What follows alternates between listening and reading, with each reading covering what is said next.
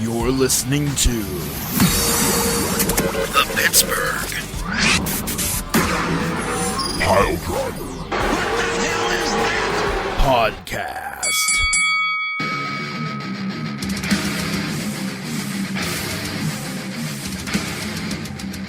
It's Thursday time. It's P3 time. There's so much going on in the world of wrestling, particularly double at the moment. So there's not really a whole lot of time for any of this bullshittery. So let's get into it. Tiger Bomb, Tom, Beef the Legend, Poot the Bard, Dummy McFace. We're all here, and we have a lot to do. We've got picks. We've got to unpack the plethora of news regarding the WWE and Vincent Kennedy McMahon that dropped today. So I'm going to turn it over to the captain of the team here. Go ahead and call it on the coin toss. Are we doing picks first, or are we doing news first? It's you, Beef. What do you want to do, buddy? What, me? Let's talk about news. I screamed your name. All I heard was literally on the recording. All I heard was. Oh, yeah, I think it was so loud that it muted itself a bit. This is something we can't gloss over. We have to talk about this, and then we'll do the picks to just feel better. Because this is gross and ugly. That's a possibility. There's much. There is so much mega groundbreaking news that everything that's transpired in the last 12 hours has dwarfed it. But there was a lot of other big stuff that happened. You know, fucking the Netflix deal, which is the first ever for Netflix, first ever for WWE, first ever for streaming. The fucking Rock joining fucking the board of the I've said fucking 3 times already. The board of directors at fucking TKO, and getting his name back and being paid $30 million to have his name back. And then there's the fucking Vince McMahon thing. This is a lot, boys. So you just want to start with the elephant in the room? Yeah, worst news is best news. Let's talk about. You mean Vince. the Brock Lesnar cosplay in the room? Oh my gosh! All right, so I'm gonna start with this. This is a disclaimer, and this is maybe how I'm rationalizing to myself. I don't know. None of this is funny. This is a horrific, terrible situation. We are not making light of the situation. If you hear laughing or jokes being made, it's because humor is a coping mechanism that humans use to deal with horrific things that their brains can't process. It's like when you see someone torn apart by a paper shredder, you think to yourself, well, I wonder if that was cardstock. Not because you're like, I'm making a joke. Not because you're like, I'm the worst person in the world. But because you have seen something transpire that your eyes cannot believe. And your brain goes, fuck, man, I gotta get out of here. Gotta get out of here, baby. We gotta leave. And humor, at least for us and I think a lot of people, is the way to do that. So again, in no point whatsoever are we making light of this poor girl's fucking plight, man, because this Help. is the Nope. stuff of nightmares. That being said, we're not going to go into fucking like grisly detail. I'm not gonna No. fucking read the court No. document. We're gonna it's out there. Go find it Quick if you Google want to search will find it. Yeah. Yeah. Exactly. This is a The new woman, right? This is not Hey. somebody that has come out before, correct? Exactly. This is Okay. new. This is something that happened in 2021. So like, well, I think whenever Vince knew that like his world was going to be crashing down, he still chose to knowingly be a fucking monster. And I use the word monster because the English language doesn't have a better word than monster for what he is. Predator, I think, was another great word I think Ransom used. Ooh, But Predator, like, that's a good one. I don't think that was me, but that's a good one. Whoever said it, man, like it is, I think, probably maybe as good as monster. But regardless, the thing that I keep coming around to is that this is one. This is one person's recanting of the misery that he caused her over the course of like a year. Probably not even. One person. We know that there have been like a dozen reported that he paid off. We know about a dozen ish. Like this is just I'm agog and I'm a little speechless, to be honest with you. This is something that is just fucking awful. So we've said how grotesque and terrible this is. Now obviously we said we're not going to do dirty, the full dirty details and everything, but like what happened? I mean, well, so Cliff's notes, basically Vince hired this woman on as, I don't know that this was like her, that she wasn't hired. Didn't exist before her. Right. So she wasn't hired to be the corporate prostitute. Like this was not like something that she applied for and was like, oh, hey, I'll be good at sex. Let me apply. But basically she was, she was hired as like a corporate what have you, someone that fucking sits in the back offices, right? Okay. So, and I don't even know her name. I think I probably. Yeah. Before you go on, though, it's important to note at the beginning of this story, she was hired. The role was administrative or administration coordinator. That role did not exist before her. Vince McMahon created this job specifically for the purpose of hiring this woman. So, yeah. So, and that was, I think, oh boy, I think she was hired 2021. It may have been a little bit earlier. The timeline's murky. Again, I didn't go into the fucking court docs. I cut Cliff notes. I don't even remember her name. Maybe it's because I wanted dissociated. I don't know. Bottom line is this: on top of several lascivious acts with this poor woman, not including taking a dump on her head during a threesome. Vince did. Is accused of doing. I think that's important to say. Not that none of us don't believe he did it or that he didn't do it, because I think we all know he did. Got But a CYA though. Exactly. We're not going for a lawsuit. So This is again, everything we alleged. say here, is something that he was accused of. And he apparently told other people in the company to go and have their way with her. In one text message, and I'm going to paraphrase because I'm bad at remembering things because I'm old, and I've taken several blows to the head. He was cited as saying, "Just go and do it. You know, she might say no. Keep doing it."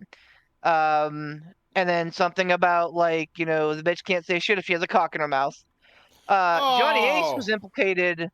Yeah, Johnny Ace was implicated by name multiple times. Yep. So we can say that he was absolutely part of this, which again surprises no one. Not the first time. And that Vince basically used her as like a sex worker. Basically He offered tried her to other WWE employees. Yes. Which is where the trafficking charge comes into. Yep. Basically, the big one of note was the Lesnar thing, where Lesnar was supposed to. The documents say that the Vince basically offered her up to Brock as a, and Lesnar's name is not noted in the documents.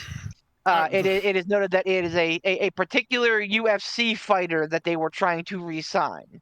Fucking draw your own conclusions. But CM Punk was not around at the time, so not many other UFC fighters came to WWE. CM Punk's barely a UFC fighter, unless they were talking about Ronda Rousey, in which case, well, whatever. Oh my lord! Oh no! No. But it goes on from there to say that like Lesnar got too drunk and missed or whatever, so Vince cosplayed as said UFC fighter and did the deed with this poor girl very violently, open hand slaps, things of that nature, basically treating her like he thought that Brock Lesnar would treat women, which I don't think anybody else in the world could do but Vince McMahon. Jeez. But so yeah, again, those are Cliff's notes. But yeah, bottom line is she was basically hired as a sexual bonus for his talent, and he expected her to do that, and I guess she did, and here we are. So this is all coming out, and correct me if I'm wrong here, Beef. This is all coming out because she did sign an NDA for whatever X amount, and Vince either $3 million. $3 million, and Vince paid her one allegedly? Paid her one, and then didn't pay her anything else. So she's claiming that the NDA is void. Then is that right? Yep. Yeah, exactly. Because you can't make someone sign something and say you're going to pay them X, and then pay them Y, and be like, I don't understand how this happened. Like, that's a whole other fucking tendril to this thing. This is beyond stupidity. Like, Vince was not being dumb by only, and we know he's got the fucking scratch. This is ego. Do you think that's really what it was? Oh my lord, yes. Like, ha, I don't have to pay her. What's she gonna do? Yeah, she's not gonna say, she doesn't have the balls to say anything. She'll take what I give her and like it. Oh my gosh. This is absolutely pride going before the fall. And again, these are the views of Beef the Legend. That's my opinion. I'm sure that the courts will say that it was a clerical error or something of that nature. But again, it doesn't matter, because if she was promised $3 million, was only paid $1 million, guess what? That NDA don't mean shit. I'm not a lawyer. I'm not a fucking, a cross-examiner. But I'm gonna tell you null and voids it right there. So Saul that's why Lawyerman. she was able to come out with this. All right. So So this basically just confirms what we've known oh, for what has been confirmed for the last. Now help me out here with the time frame. This was just last year that all this came out, right? Or was it 2021? I mean, he left. That was last year, right? yeah, it was last that he year. left and then still came back just a few months Right. later. Right. So, but did he leave in January of 2023? I believe so. So this stuff would have come out then late third quarter, 2022. fourth quarter of Yes. 2022. Okay. Correct. That's so basically what has been confirmed for the last year and a half that we've known about. This is just kind of giving it more shape, more style, and more substance. We're now getting an idea of the horrific nature. And again, this is one of Yeah. Of how maybe many? a dozen of maybe a dozen that we know about, and who knows how many tens of maybe hundreds that we don't. It's also worth kind of shivering at the idea that the allegations also state that multiple WWE employees were aware that this was going on and did nothing. Sure. This is So a Joe like, Paterno thing. This is absolutely a Joe Paterno thing. Like, if you knew, you're just as guilty as he was. Yeah, like this is a 7-layer salad of a horror show. Like, take away the horrific acts that McMahon performed and Laurinaitis performed, and what I believe others also that were alleged but not named. And you dig in a little bit deeper and look at it and know that probably other WWE employees that were not guilty of being physical with her were aware that all of this was going on and did fuck all to stop it or to shed light on it or to call attention to it or to help her. Nobody did anything. Like, that's, you wonder how far the needle on the disgusting meter goes when it comes to the structure of WWE. Like, who are all these other people and why are they not saying, hey, this girl's basically being trafficked, basically being raped, definitely being sexually assaulted? Where are the police? And Like, it's important to Ugh. remember when Vince wanted to come back last year, who voted for him not to, and who voted for him to fucking stay on the sidelines. There were two dissenting votes. You know who they were? I forgot until you mentioned earlier. Steph and Hunter. I forgot that they voted no. And Is then that and then actually and then true? Did they really and vote then- no? and then Stephanie walked away.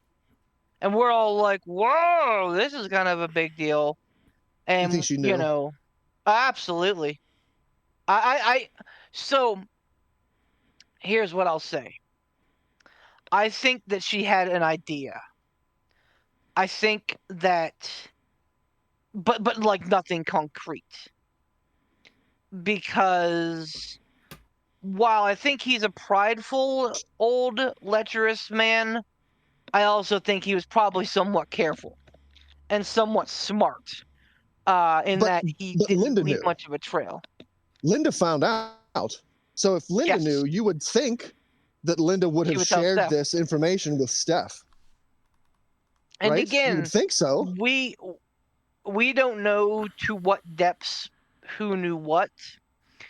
And yeah, I mean, you're 100% right. Like it's not everybody seems guilty here, but like we also know one thing has been true for over 50 years, that this is McMahon's world.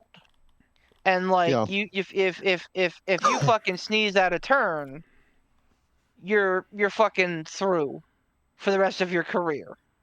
So like I'm sure that again, I'm sure there are whispers but I don't think that a lot of people like had concrete knowledge of exactly what was happening, of who these people were that did these things. You know, for all we know, talent may have thought that they were, willing people that Vince, set them up with, that Vince pimped to them. You know, and then again, I'm not trying to like exonerate anybody. Like, you Sure. know, if you show up and your boss is like, "Hey man, I got a tasty treat for you in your room for later," and you're like, you're probably not the best of person. What would you be? What would you be like? But like you're probably not the caliber of people that I'm gonna spend time with, and that a lot of people are. But I think we also have to admit that like that's a different facet of society. Well, These people that are have a lot of money and live a very complex, convoluted, and icky lifestyle.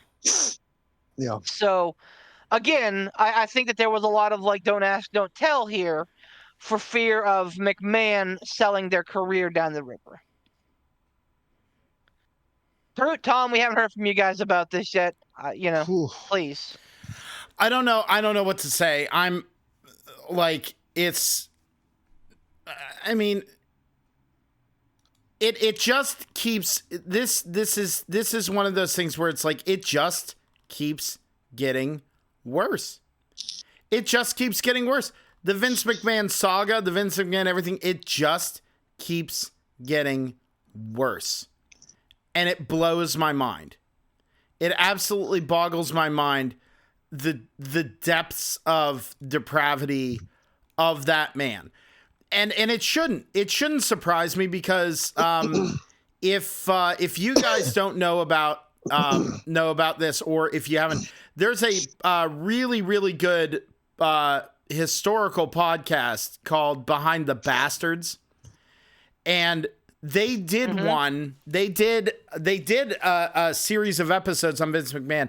Now, your average episode of Behind the Bastards on like terrible fucking people throughout history, like from all different facets, all these different places. The episodes are generally 2, maybe 3. Vince McMahon's was 6. Like, and there's a lot of fucking shit in there that like paints the picture of a monster being created. It's like there's a lot of stuff that like the non-casual wrestling fan will already know. Like a lot of us would probably be like, oh yeah, I heard that story, or oh, I've heard of this, I've heard of this, I've heard of that. But I'm like it really paints a picture of like that man and his doings and his wrongdoings and the fucking gross bullshit that he has done. And I'm telling you, go listen to it. It is eye-opening beyond belief. But the thing is, you go like, you hear the terrible things that he's done in his life, the rumor, the conjecture, like all the things. You've heard it, and you just sit there and you go, like, with everything going on, it can't get worse. Oh, it can't get worse. It can't get worse. And there's no room to say like, well, maybe it happened, maybe it didn't. Allegedly, we have to like still say allegedly just to cover our butts, but it's the fact that like this is a next level of horror. This is like Gacy level of insane. This is certifiable at this point, and I can't. It's just hideous. There are, like Ransom said, there's not adjectives to fully and entirely describe it. And I don't want to stand on a soapbox here, but I think the reason that we're all really having tough time not believing it, but like wrapping our minds around, because I think that there is like a very small but powerful percentage of old white men in this country, and I will absolutely like categorize that old white men that are very, very rich, hundreds of millions of dollars, that like this is how they live. This is the kind of shit that they're into 24/7. Like Jeffrey Epstein style shit. And like we just don't fucking hear about it because they're so powerful and they're so rich that it just, I'm not trying to be fucking Dale Gribble here, but like I think that this is like an actual, like this is how these people live, and they think it's okay. And fuck, man, just damn. Tom, thoughts? I literally have nothing to add that hasn't already been said before. It's you can only throw out like alternate words for grotesque. Like nefarious, scoundrel, fiendish, like just ugh. Come on. You got it. No. Like I feel that. And like I'm sitting here fucking rubbing my temple, like fucking like just wondering how is this a thing? I don't know, man. And I think, jury's out on what happens here, but I think the TKO needs to be swift. Fucking just like cut ties. Pay your shares out. I don't know. That's the question is, can they? I'm sure that they probably have pretty good lawyers. And whatever contract that they drew up with Vincent Kennedy and McMahon less than a year ago probably says something to the effect of, if more shit comes out, your taillights, buddy. Like, I don't care how much stock you have, we'll pay you out, and that's that. But do you think he would have signed that knowing all the heinous, hideous things that he's done? Not to mention the fact that he had stopped paying this woman already. He probably thought that no one was ever going to figure it out. Well, yeah, pride, absolutely. And also, I don't think he had a choice. His back was against the wall. He was ousted of WWE. The only way he could get back in was by, brokering this deal with TKO and R.A. Emanuel. And again, like, let's keep in mind, the other side of this business is UFC, a very legitimate company that I'm sure doesn't want to get their name sullied. Right now, the WWE brand is hemorrhaging. Here's the bitch of it, okay? And again, the worst of it clearly is what happened to that lady and countless others, okay?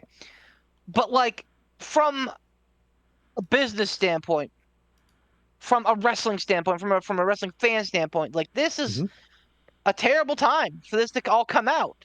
And no doubt was very, very strategic. But like this is their third biggest weekend of the year. Royal Rumble's a big deal. So like this all happening on the eve of that, not a good look.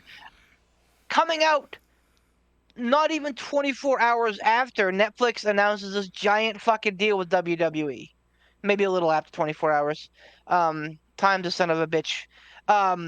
Pretty freaking close. Yeah, like this huge fucking deal that's a big deal for streaming, big deal for WWE. Like, it's really going to test the waters about what's going to be kind of the future here. Like, this is all, like, fucking The Rock, this is all happening so quickly. Very, very precise timing, I think. So, but yeah, I mean, right now, WWE's got a black eye. TKO's got a black eye, and they're taking on water, so they got to figure out a way to fix it. I don't know. I don't know The Rock.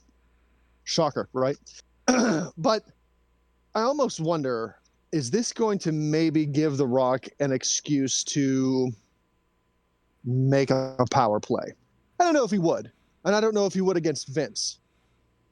But you would think that now is probably either the best time for The Rock to do something like this or the worst time for The Rock to have signed up to be on the board of TKO, because The Rock is a very legitimate businessman. Like, this dude has many business adventures that are very, very successful that he makes a lot of money on, not to mention the fact that this dude has very big ties with Disney. Like, he's done a lot of stuff with Disney. He's going to be the live action Maui coming up. Is it really a good look for him to be on the board with a guy like Vince McMahon? It's not just like, well, The Rock is on the, UFC side and Vince is on the WWE side. They're associated, but they're not like, no, they're both on the TKO board.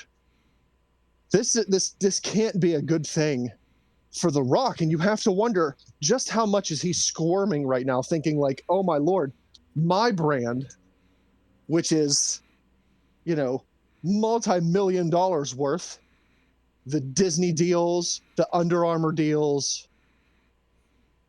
like all that could really shed a negative light on him with all these McMahon allegations, not just the first time.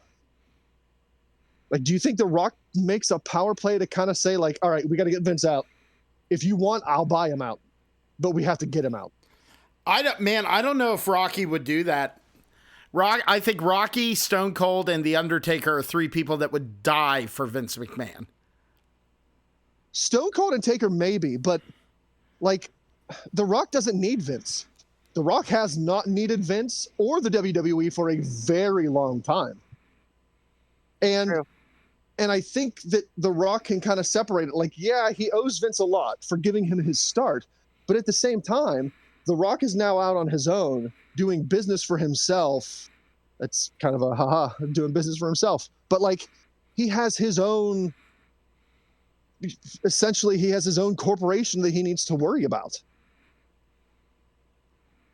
Yeah. I don't know. Like, do you think it makes the best business sense for him as a businessman at this point? Let's face it, The Rock is a businessman. Does it make best business sense for him to disassociate himself with Vince McMahon? Like, does he maybe threaten to walk away from TKO? Say like, look, if you're going to keep this guy around, I can't be associated with it. I work for Disney. I don't know. That's one of those things that time's just going to have to tell. Like, I know that sounds like a wimpy answer, but I don't know, man. I want to hear from Tom because we kind of stepped all over everything that was said earlier, and I want to hear his take on this because I think it'll be a good take. What's your take on the Rock situation, Tom? I really don't. I don't have a take on it. I really don't. I don't know. Okay. Go ahead, put with your point. Continue on. I think of those three, like, you're right. The Rock would probably be the person to like, the Rock would probably be of those three, the one to like throw Vince to the wolves. But I still think saying that he's the most likely of the three doesn't mean that he's going to do it. I really don't think he will. I'd be hard pressed.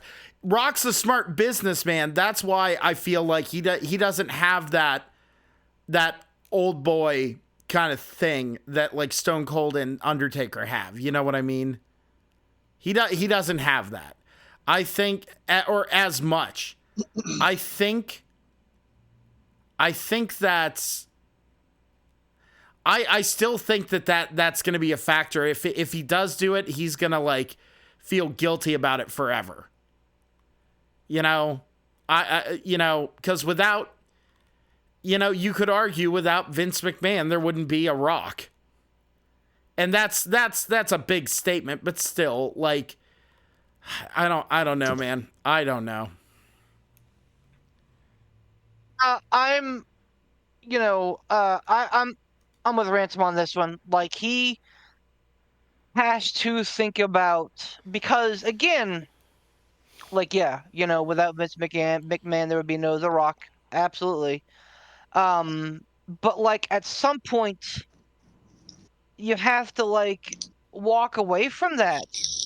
Like, I think we've all done it where we've had to cut toxic people out of our lives. People that we loved, people that, have been with us for a long time. That's a fact of life anymore, man. And like, me personally, I'm all about that life feng shui, man.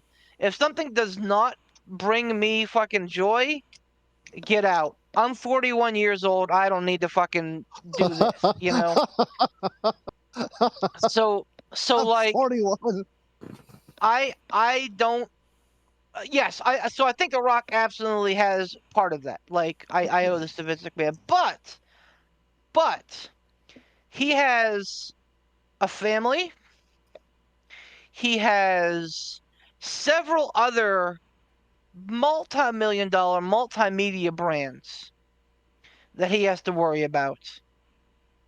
The US the UFL, the Rock's Tequila 2 that I could think of, like off the top of my head, not counting like what Rance was talking about, him being a pretty big star in the acting world and a big star for Disney, which, by the way, doesn't like to do business associated with this kind of stuff. And believe you me, I'm again, speculation from Beef the Legend. I'm sure that there are probably people involved in the higher ranks of Disney that are absolutely just probably as guilty of this as Vince McMahon. But like, I think that, publicly they don't want to be associated with that. So I think The Rock has to protect his brand. And let's not forget, The Rock's on the fucking board of directors now. So like he has a pretty big pull. Yeah, I think the swifter that TKO gets out in front of this, the better. Whether it's a statement from RM himself, or maybe that this is a great place to use Dwayne for the first time. Like they need to do something, say something officially on the record. There's been stuff said, from them, I guess, but like nothing on the record. Yeah, it's been people quoting things that they've heard them say. Right. So like, and again, like I understand court of public opinion, guilty until proven innocent, that kind of thing. And that absolutely does hold true. Mm-hmm. Again, none of us are saying that this absolutely happened, but, walks like a duck, talks like a duck, flies like a duck. It's probably a fucking mongoose. Get him, boys. I just, yeah, a spokesperson for Vince said here a couple hours ago, this lawsuit is replete with lies, obscene, made-up instances that never occurred, and a vindictive distortion of the truth. He will vigorously, he being Vince, defend himself. I mean, of course, like that's exactly. Yeah, you're gonna have to come out and say that, like. Right. You can't be like, yeah, man, I made a bit of a boo-boo here. It's not that bad, guys. Right. Like he's got to fervently deny it. Yeah, and I mean, they have text messages. Oh. Like that's. Oh, smart me up here, Beef. You probably know better than I do. Oh, in an NDA, yeah. do you have to kind of spell out what you're not allowed to talk about? Like I would imagine that NDA in and of itself could probably be admissible since it's null and void. would that have spelled out point. like that's probably a great fucking point.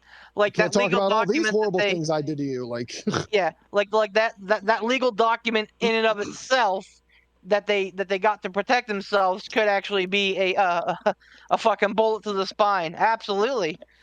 Yeah, I mean, you know, it's null and void, but that doesn't mean it didn't exist.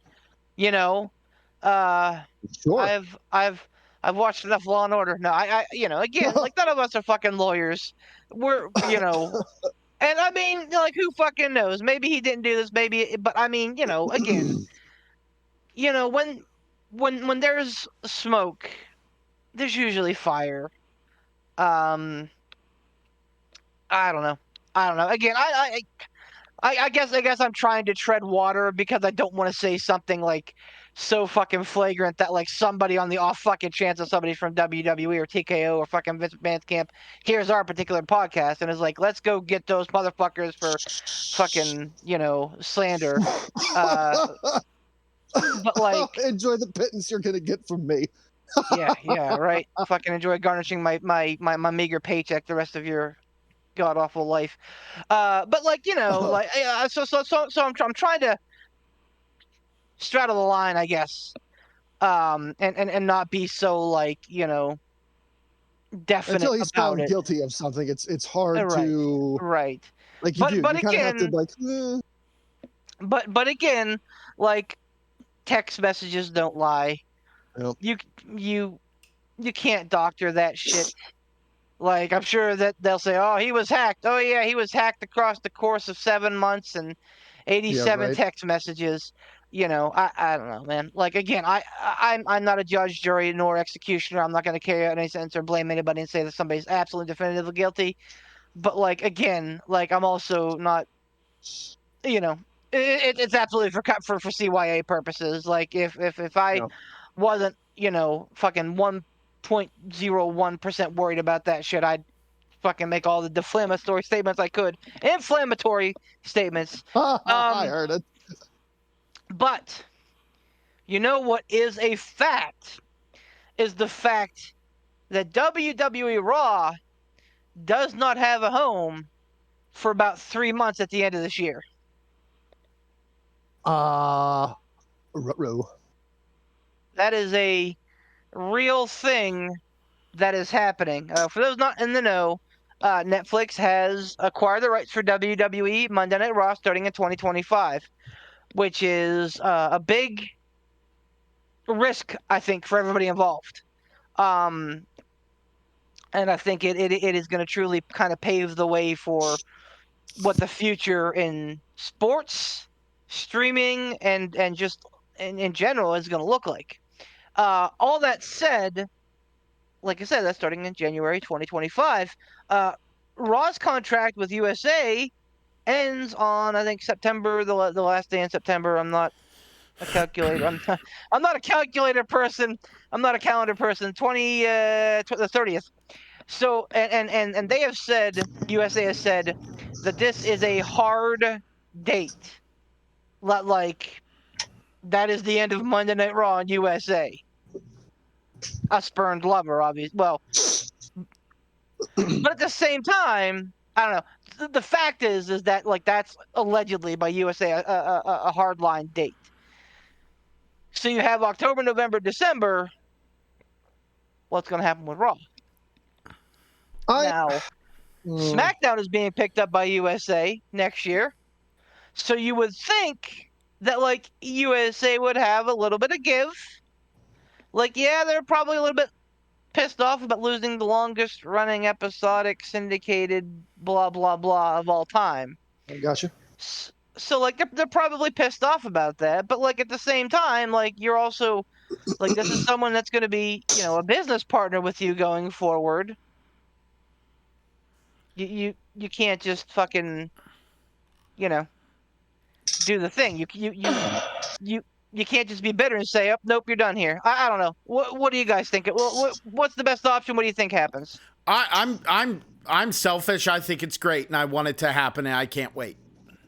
Oh. Period. But what do you think about the 3 dark months, October, November, December, that Raw may not specifically have a home? I think it's like, I don't know. They'll figure it out. I don't know.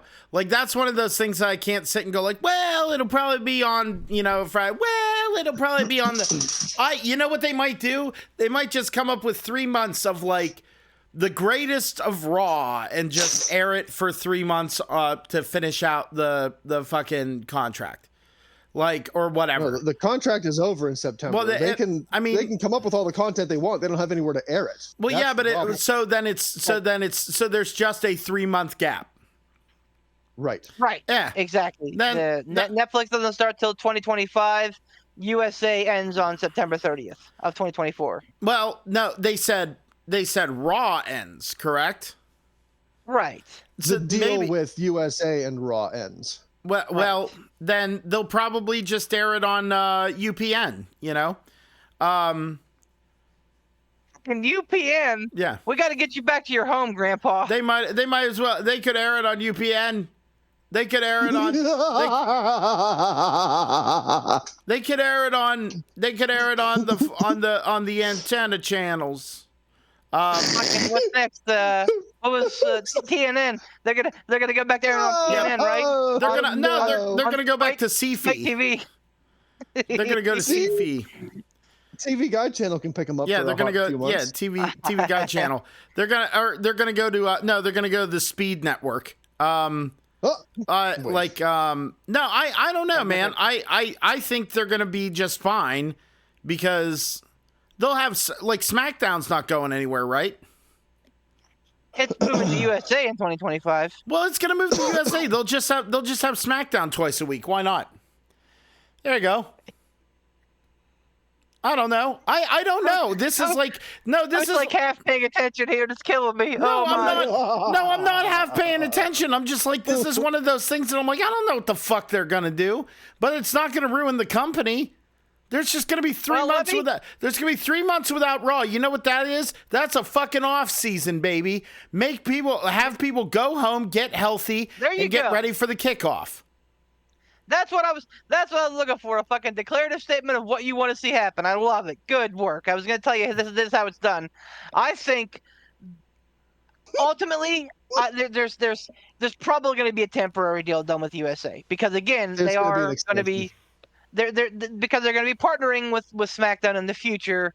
Again, they don't want to sour that relationship. However, barring that, if USA are going to be dickheads about it, which they are in their right to do. Again, this is a contract. USA does not need to extend Raw to have SmackDown. These things are finite. It is happening. Yeah. If USA chooses not to play ball, which would be a disappointing end to Raw's run on USA, they have the WWE Network. That they can then, say, hey, Peacock, we're going to run Raw live for 3 months. And Peacock would be like, hell fucking yeah. They got Hulu, too. They have Hulu as well. So even though it's a truncated, fucking shortened down version of Raw, and I hate every minute of it. Well, and that's the thing. Like, maybe they make a deal with Hulu for fucking 3 months where it's not the fucking, where they get it live. Like, that's what I'm saying. Like, there are other possibilities, that exist within the WWE zeitgeist. I think whatever you see happening, you're definitely going to see Raw. Like, I don't think we're getting a period of 3 months where Raw just doesn't happen. Like, no, I don't truly believe that that's a possibility. It'll air somewhere, whether or not it's live or a recorded version, but it'll air somewhere. I had not considered it and really enjoy Poot's idea, though, of, like, taking the temperature on it and, like, seeing how an off-season would potentially work. Yeah. I think that should fucking happen anyway.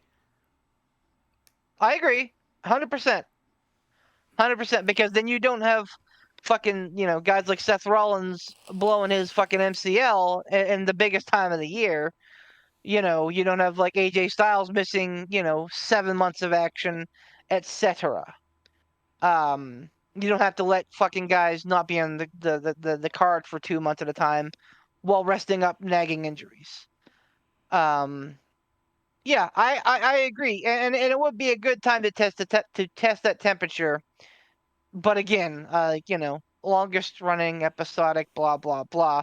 WWE knows what it's got with Raw. They're not gonna just let that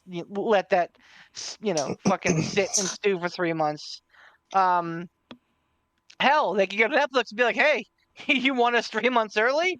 And Netflix would be like, "Hell yeah, man, let's fucking go." So yeah, there are possibilities. I think that it would be foolish.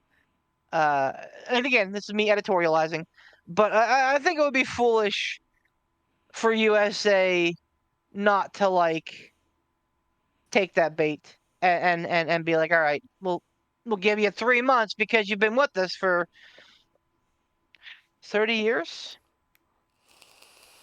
long time, 20 years, 25 years. It's been a long minute. Fucking time. 92, I think, is when it was originally airing. So that would be 30 years. Jesus Christ. I'll say it again. Time to son of a bitch. You right, guys? Yeah, picks. You want to do some picks? We'll do some picks. Roll into some other stuff after that. Yes. Pick it up. Good. Pick it up, noob. It is. Oh. I'm so like sad right now about everything. But it is Rumble weekend, baby. This is one of my favorite weekends of the year. I've said it before and I'll say it again. Hope springs eternal at the Royal Rumble season because you never know what's going to happen. You never know who's going to come through that curtain. You never know who's going to fucking win.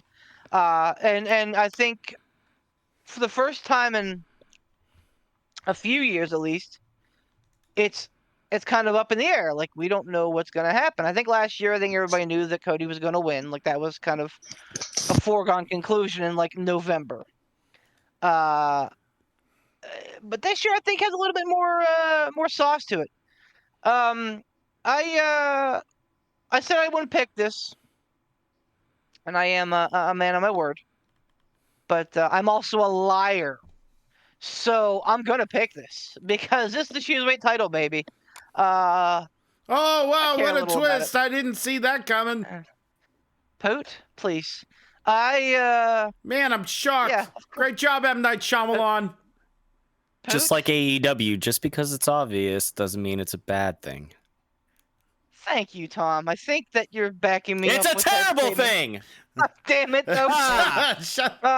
It doesn't matter. I got worked. I got fucking worked on my own podcast. Damn it. I'm out. I'm not doing it. Fucking. I'm kidding. Of course I'm going to do it. All right. So here are your matches. Here's how we're going to do it. We've done it in the past. It's a good format. We're going to call the matches. 1, 2, 3, 4 of them. 4 whole points to wager.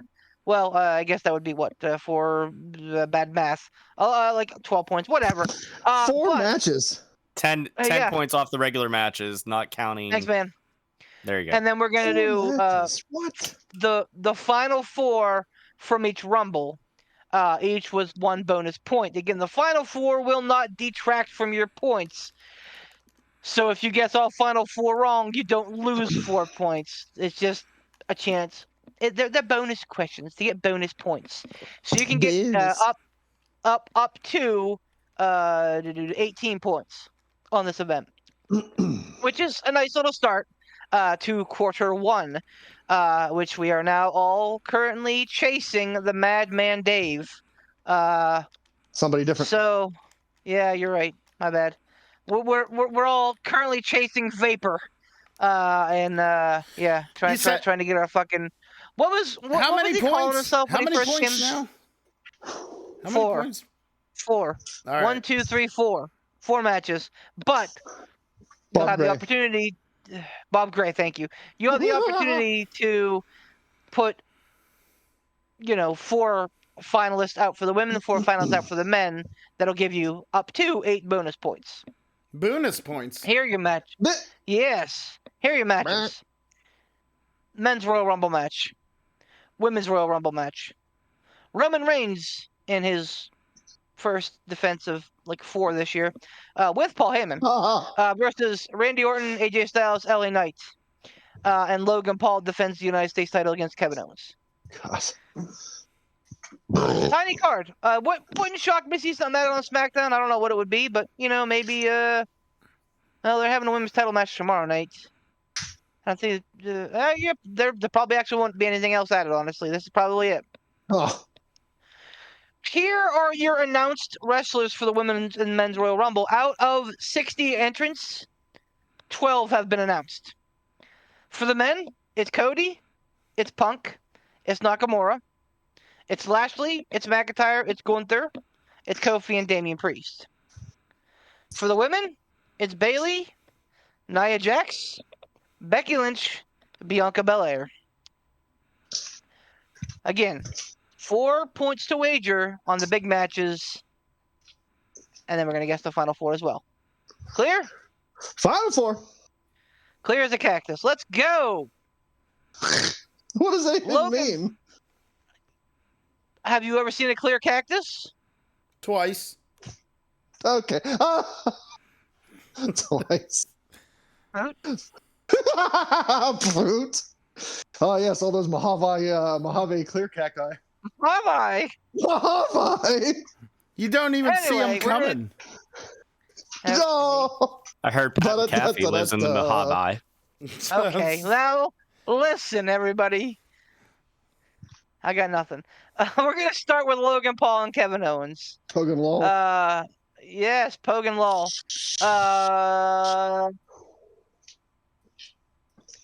Poot, where would you like to start this night? I don't know. Surprise me, soon to be champ. Let's go. Yeah. All right, then you can't blame me for deciding that you're going to be the last one to pick here. I don't know. It's going to happen anyway. I don't care anymore. Okay. Get fucked. Don't care. All right. Oh, damn it. Throw me under the bus every time. Let's go. Oh, At least shoot. At least we're to the smiley portion. At least we're to the portion where I get smiles. Logan Paul versus Kevin Owens. I'll go first. Logan Paul, 1 point. Not because I don't think that this is an absolute, but because I'm gonna go big or go home, baby. Logan Paul, 1 point. Poot. Uh-oh. What? Dead. Or I don't know, man. The Rock for 10,000. What is happening now today? I'm going with I'm gonna go with Logan Paul for 2. Just because I think it's interesting. I just hate to see Kevin Owens. The thing is, I think Kevin Owens is going to make Logan Paul look like a fucking $1 million. Mm-hmm. He's going to make him look $1 million. And I think Logan Paul, with his ability, Kevin Owens is going to look good in defeat. I think he will. I think he'll look good in defeat, or Logan Paul's going to pull some weird chicanery bullshit. So I'm going Logan Paul 2. Ransom? Yeah, I'm going to say Logan Paul 2. Mainly because I'm putting my 1 on the Women's Rumble match because I have no earthly idea. Even if I did have an earthly idea, I'd still be wrong. But 2 on Logan Paul, and I echo Poot. I bet this is the match of the night. I bet this is easily, hands down, the match of the night. As far as wrestling caliber inside the ring goes, I don't think anybody else has a shot to top this. I mean, there's only one other match that's not a Royal Rumble match on the card, so... Hey, why don't you shut it? Okay. Tom? Logan Paul, 4 points. 4 points? 4. Okay. Wow. Okay. Well, like I said, I was absolutely going to go that route, but... yeah, I decided to fucking wear my balls on the outside of my pants today. Oh my. What flight are you on today? Nothing against you guys. You guys put your points where you may, and it's probably the smart way to do it. I just am deciding that I'm not going to say about it if I'm not going to be about it. You're gonna get crazy with it. I'm not going to get crazy with it. You're gonna get pooty with it. I am not. I am not going to do that. I never said I'm going to do that. You are. Poot, you're a fool. If you would stop getting crazy with it, you would have saved the damn title for fucking Dave. But now look at this. No ball, hail Dave. No. I can't. Oh my lord, it hurts. Roman Reigns defends against Randy Orton, AJ Styles, LA Knight. I read real quick something on Reddit because I've been kind of continually refreshing to see what new hell is unleashed. And the headline was that Shawn Michaels revealed to ESPN that LA Knight was on WWE's cut list several times on NXT. And Michaels would say that he couldn't be released because he was in a storyline. Apparently it was because of Knight's age. That's interesting information. Wait, you mean while he was LA Knight? Yeah, in NXT, yep. Wow, fuck you. Fucking Vince hates old people. Go figure. Anyway, Poot, it's your look at me having to pick the chip. Anyway, I'm going Roman Reigns for 4 points. I'm Roman Reigns for 4 points. I don't think they're going to take the belt off him now. No way. He keeps it till Mania. Roman Reigns 4 points.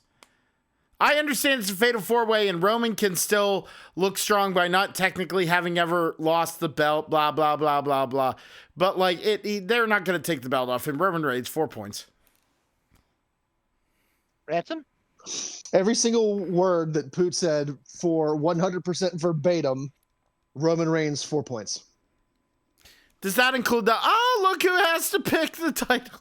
Absolutely. Everything you said there. 100%. Verbatim. Copy pasta. Tiger Bomb, who you got? I'm going to go with Roman for 2 points. Okay. I'm also picking Roman for 2 points. Again, not because I don't believe that this is an absolute. It's just because I want my points to be on bigger things. I mean, I'll say this: if there was a time to have Roman lose the title, stop it. It would be this event,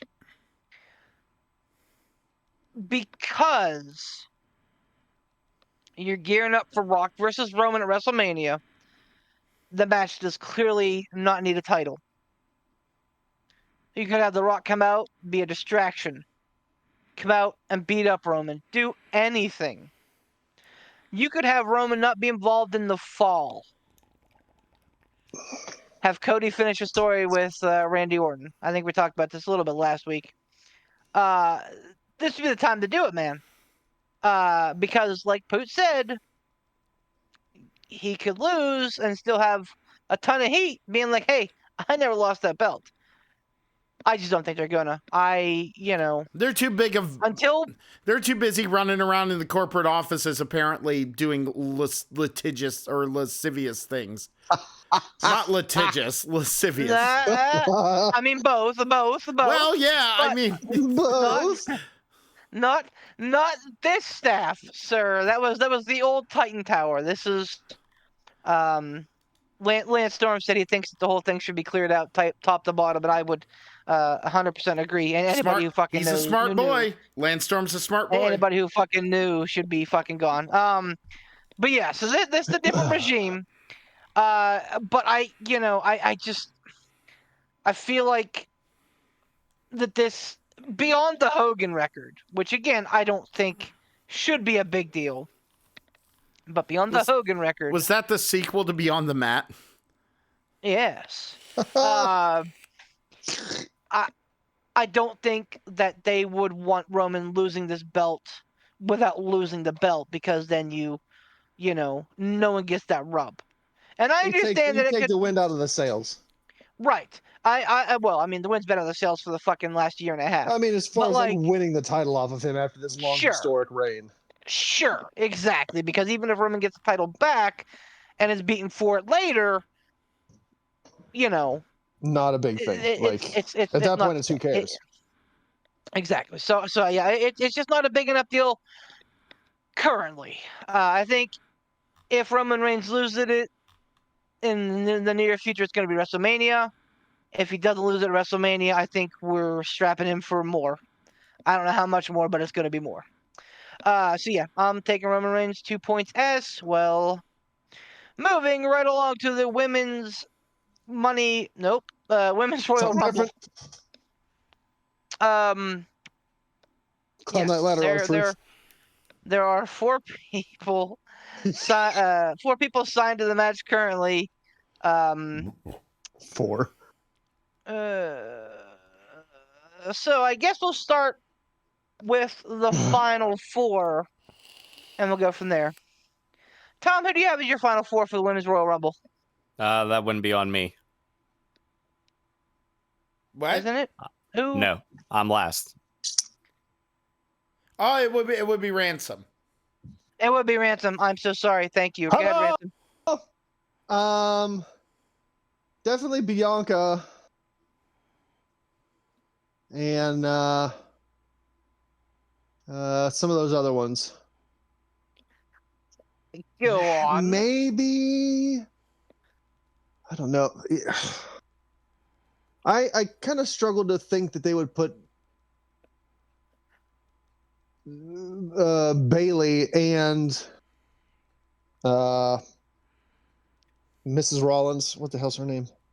Becky Lynch. Damn it. Yeah. I don't know. I kind of struggled to think that they would have both of them in the Final Four, but they might. They might have those two in the Final Four together. But, I don't know. Doesn't that seem kind of... I don't know if it seems kind of obvious. Maybe obvious is the wrong word. I don't know. I'm not going to prolong this. I have no earthly idea. Bianca, Bailey, crap. What's her name? Becky Lynch. Jeez. I got a problem tonight. And Sasha Banks. If she's Mercedes Moné, it still counts. It doesn't matter what her name is. Absolutely. Yeah, we know who you're talking about. Okay. Now, Tom, it would be your turn to pick the final four of the Women's Royal Rumble. Oh, God, I'm trying to find the fucking roster list because I don't even know who the fuck's available. All right, so... I mean, honestly, I even looking at the current women's roster, I don't know that that's a slam dunk for the Final Four, given how they booked it in the past. Yeah, I know. All right, so I should have picked Lita. Bailey is one of them. Hang on, so I don't forget. I gotta write it down myself. Bailey, Bianca. Let's see who else. Let's go with. Hang on, thinking. This is probably like the most drawn out fucking statement you'll have for me all night. Let's go with Raquel Rodriguez. Oh, good pick. And let's go with Jade Cargill. First time that name come up? Okay. All right. Cool. All of our answers are very samey. Becky, absolutely. I think that she's on a collision course with Rhea Ripley. Bailey, Bianca, and I think that Jade Cargill is there in the Final Four as well. Is she? Oh. Go ahead. Sorry, is she not even listed? Like, I'm looking here. She is not. She is not listed. Like I said, there are 4 women confirmed. Well, no, I meant just like she's not even listed like on any of the rosters. Like, not even a free agent. Nothing. Correct. So she What had the balls? a few appearances in NXT, but she has basically been a performance center talent. Right. I think that in part, I think that they didn't know necessarily where to put her, but I think in addition, I think that they were looking for a big spot for her, and I think that there are few bigger than WrestleMania or the Royal Rumble. Oh God, oh I'm getting old. 41. Yeah, I know, right? So yeah, okay, cool. Go ahead, Poot. Becky, Bianca,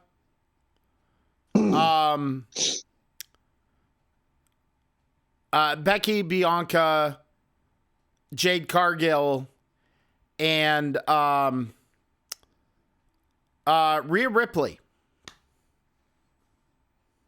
You know she's the champion, right? Yeah, I don't care. No, I'm kidding.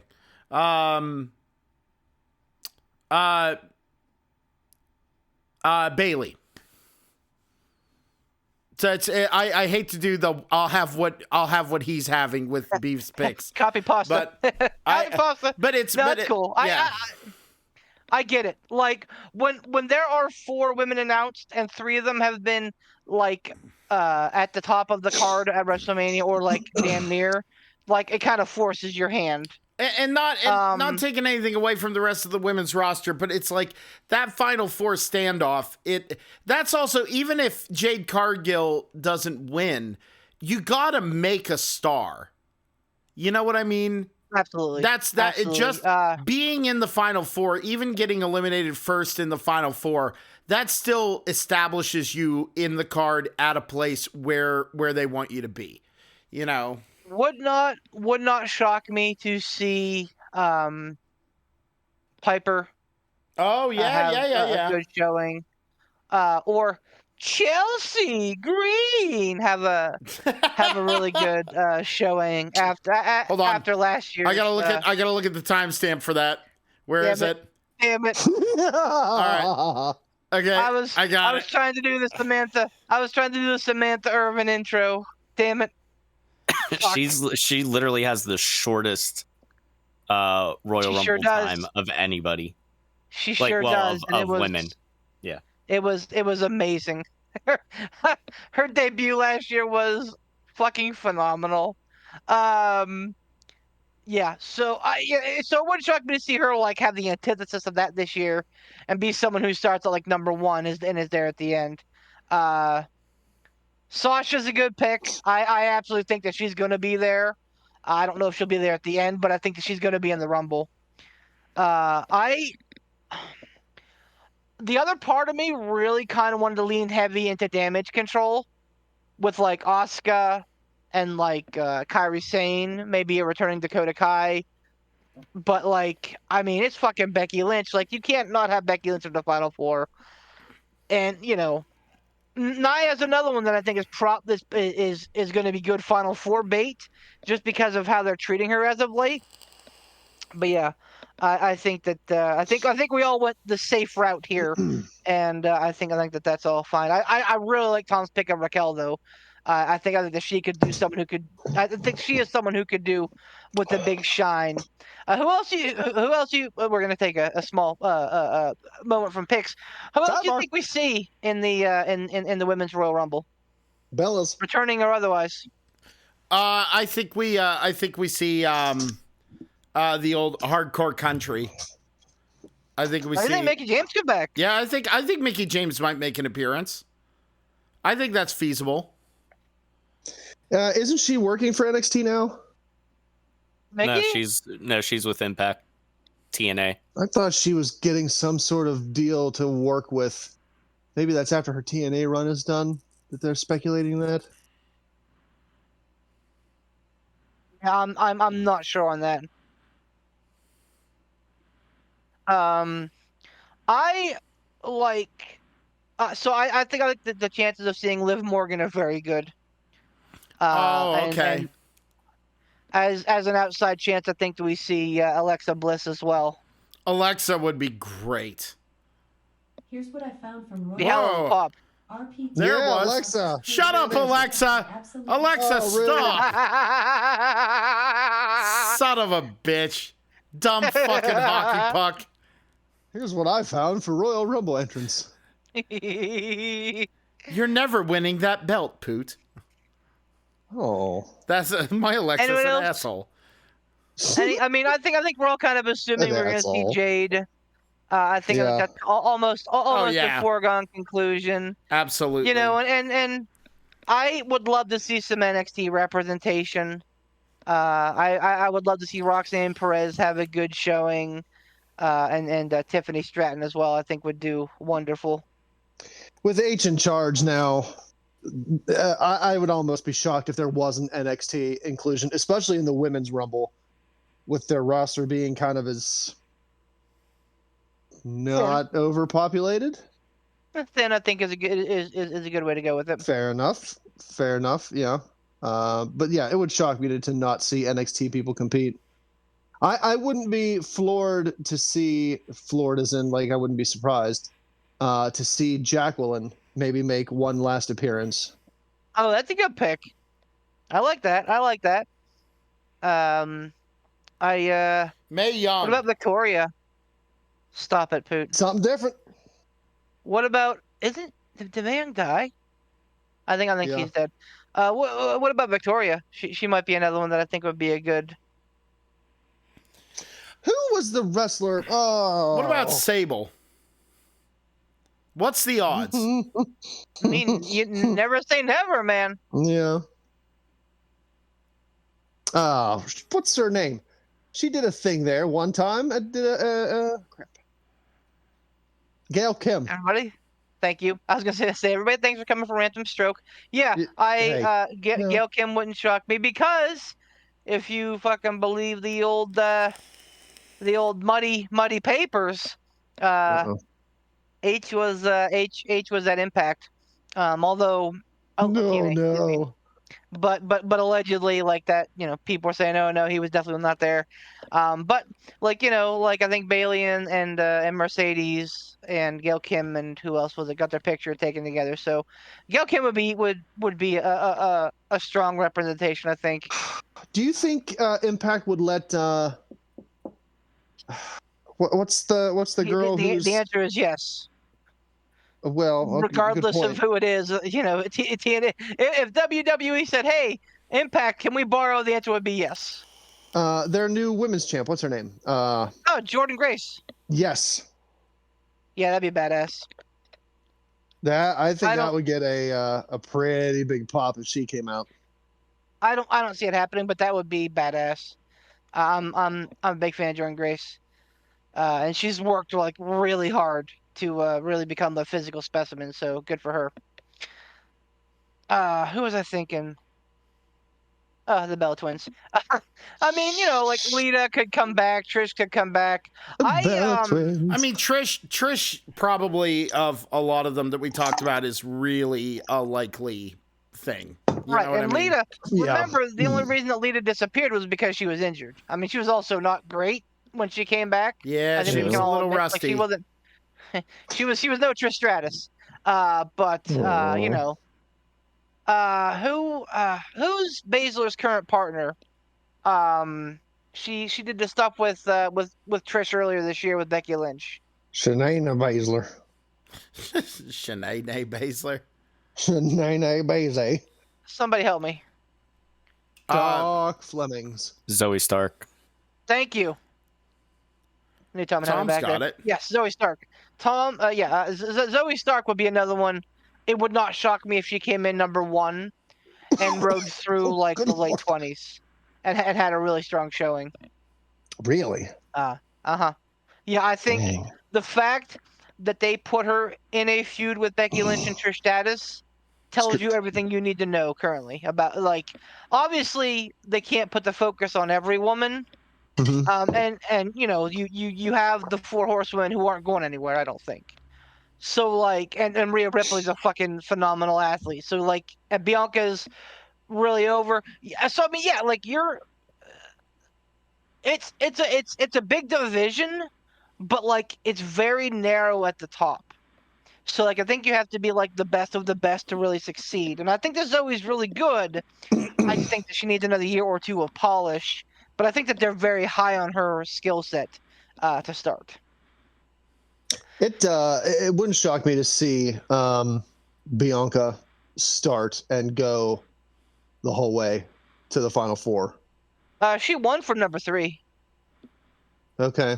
Yeah, because I mean, she won. She's got the talent and conditioning and skill and believability, to really go from number 1 to the final 4 and still look like she's got an entire tank of gas left. I can go the distance. Yeah, agreed. It's hard to beat her in things like that. Okay, so let's move on to who's gonna win the Women's Royal Rumble. Who go win?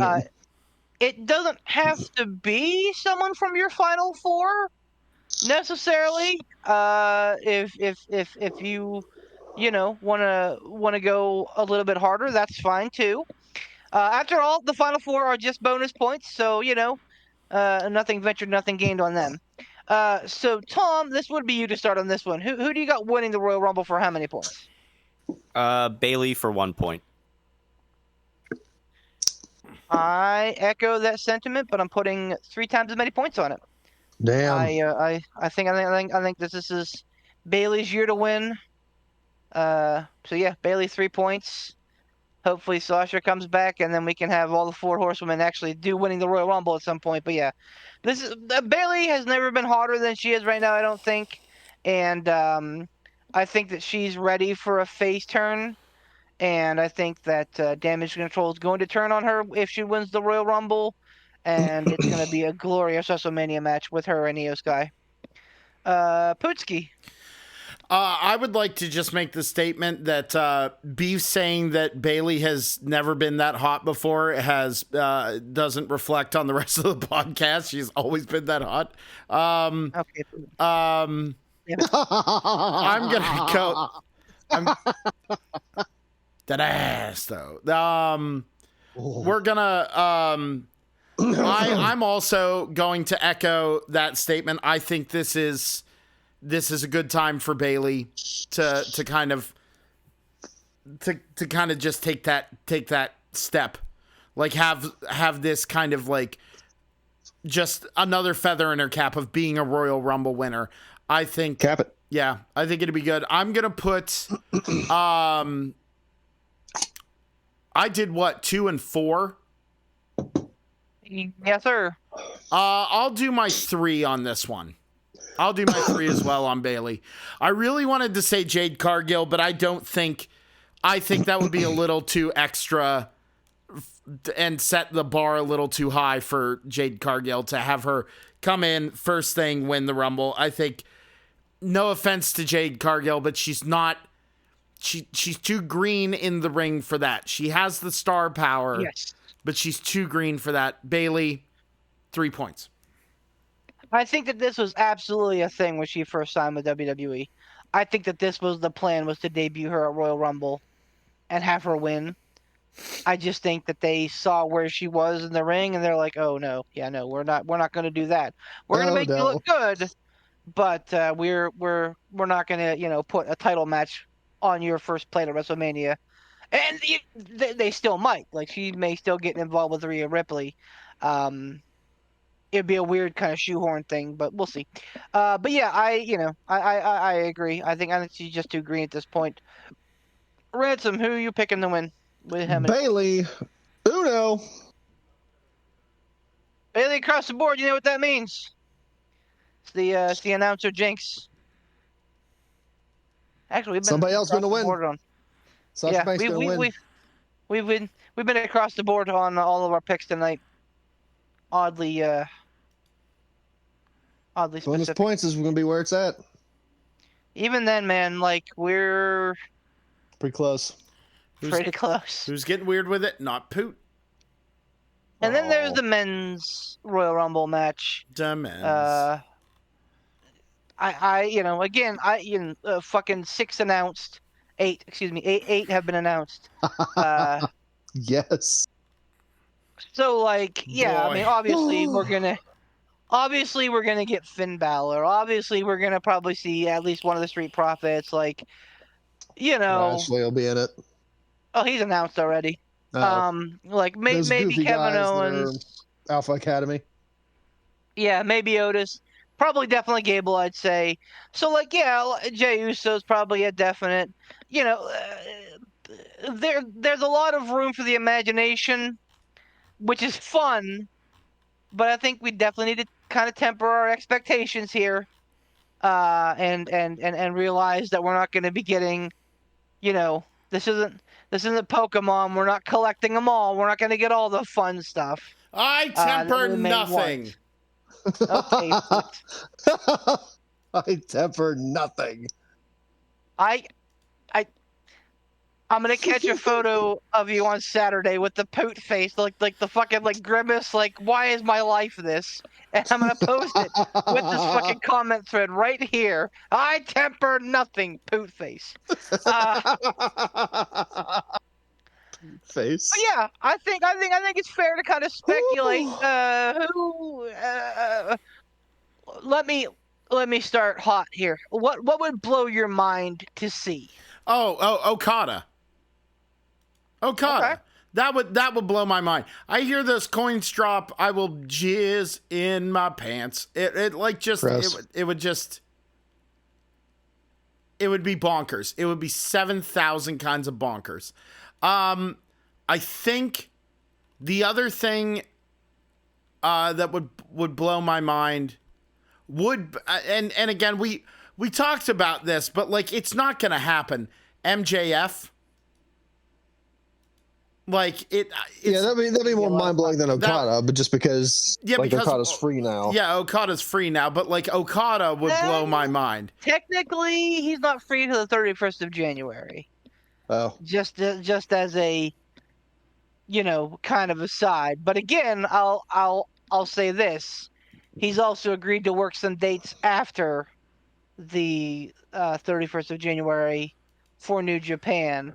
So I'm assuming that door may swing the other way as well. If he was like, "Hey, can I be in the Royal Rumble?" I'm sure that they're not going to say no. But still, that would absolutely just fry my brain. It would be bonkers. It would be 700 kinds of bonkers. Yeah, I agree with both those statements. I think that Okada's probably a little more likely than you would want to admit. I think that this would be the setting and venue to really debut him. And honestly, if you're not going to do Gunther versus Lesnar at WrestleMania, I would love to see Okada versus Gunther at WrestleMania. I think that would be a great first singles match for Kazuchika to have for WWE. At this point, outside of MJF showing up, there's not a lot that would be mind blowing for me. I think more important than having the big is getting it right. Last year was a masterpiece. And if you don't believe me, go back and watch Royal Rumble 2023. It was fucking phenomenal, start to finish. You mean the match, or you mean the event? The match, the men's Royal Rumble match, start to finish, was perfect. Now they had the right guy at number 1. They had the right guy at number 30. They had the right guy win the match. They had the right final 4. Everything was excellently executed. Really quick, you know who would blow my mind if it actually did happen? Matt Cardona. Oh, that's a good pick. Matt Cardona would blow my fucking mind if he walked in there. That might be the most likely long shot. Is Matt Cardona. Maybe. I don't know, man. Ever since Phil Brooks walked through those fucking doors in November, anything could fucking happen here, and nothing would shock me at this point. Okada would be really cool. I would like to see Cardona. I think that'd be really neat as well. I'd love to see, somebody from AEW, past or present. Like I think that'd be a really neat little, aha. Is Andrade still under contract? He is not. No, he is. Oh. There it is. He's showing up for sure. Yeah, I think that he's absolutely going to show up and jump into a feud with Santos, because Carlito ain't it, man. No. Carlito ain't it, and I think the LWO needs somebody, and Santos is that guy. Honestly, the other thing I want to see is I want to see some people from NXT come up and have a really great fucking showing. Maybe not necessarily Dragunov, but I think that Trick Williams is a trendy pick. I think that if you have, whatever fucking Tropicana field holds, all fucking doing the whoop that trick, that would be incredible. I want Steiner to show up. Not old man Steiner, little Steiner, whatever his name is in NXT. Braun. Yeah, Braun Breaker. I think he would probably put on a pretty good showing as far as tossing people around. It wouldn't be it couldn't hurt to have him come in, toss a couple people around, throw a few people out, and then maybe have Gunther give him a toss. Right. It's a nice little nod. Mello's another guy that they've been using on SmackDown the last month or so. That I think. Is he on the main roster now? He's done some SmackDown stuff. I don't know that he's signed officially, but he's basically kind of pulling double duty here. Main roster adjacent. Right. So again, that tells you everything that you really need to know about that man. That they think that he's going to be the world. So I think that he's going to have a good showing. Would not shock me if he was number one. Wow. If Melo was number one, and again ran the gamut to the early 20s. All right. But again, that's pure speculation. Anything on your bingo card there, Tom? Nah. I got nothing. I can't think of anybody who would really super shock me that wasn't already mentioned. So I'm saying, there's not a lot of, other years. There's not a lot of what ifs, because everything's pretty solidified, cut and dry. Over the last 5 years or better, there really hasn't been oh my god, super surprise entrance, short of a fucking Booker T coming out of nowhere, and I could give a fuck less about him. So you guys ready to feel old? I'm sorry, Tom. You guys ready to feel old? AJ Styles had his surprise debut 8 years ago. There you go. AJ Styles has had more WWE matches than TNA. What? That's a real stat. Oh my goodness. I thought about it the other day. I'm like, man, we got to be getting close to that. And I saw it pop up on Facebook. I'm like, man, that's fucking crazy. Because he's always going to be a fucking there. Yeah, he's always going to be a TNA guy to me. Just like Samoa Joe. I don't care what height Samoa Joe accomplishes.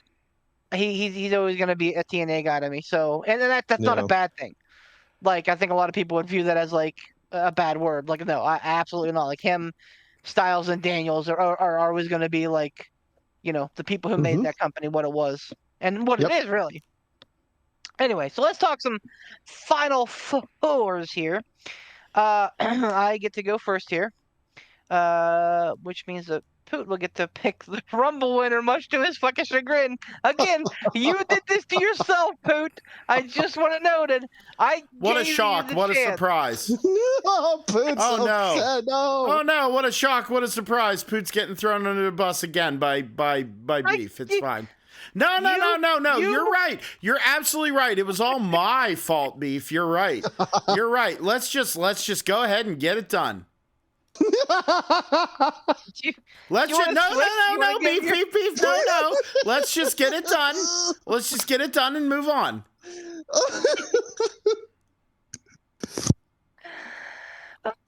Fuck. All right. Well, I definitely planned this. Not. Yeah. Oh, yeah, you did. Yeah, you did. It's fine. It's fine. Let's just do it and let's go. Let's light this candle. Let's go. Let's go. I got Punk and Cody, absolutes. I think that. Why are you? Oh, okay. Go ahead. Go ahead. Yeah. Go ahead. Were you not paying attention again? Huh? I said, were you not paying attention again? What? They want you to take the roles. I got Punk and Cody for certain. I have a very strong feeling that Gunther's going to be there. Damn. The only way that I think that Gunther is not there is if Lesnar throws him out earlier in the Rumble. Or like Okada or somebody throws him out earlier in the Rumble. Vince cosplaying as Lesnar? Nope, that's something different. And I was struggling with number 4 because, like, the fourth guy is always kind of a fucking wild card. You know, fucking Shane McMahon, fucking Bad Bunny was one, I think. So, like, yeah. My fourth person is super easy. Like, it always runs in my mind that it's somebody who is like on the come up, right? Like in 18 you had Balor and Nakamura, and in 17 you had Bray, 16 was Ambrose, 15 was Rusev. So you always got somebody who feel like they're on the come up. I think that the fourth guy for me is going to be Solo Sikoa. And I waffled a lot with this, but I think that they're going to be making Solo look dominant because I think that they know that this whole Reigns thing is not going to last forever.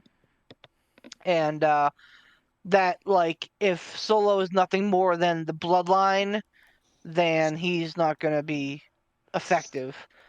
Plus, The Rock's on the board of directors at TKO now, which probably isn't going to hurt his chances. So yeah, Punk, Cody, Gunther, Solo. Poot?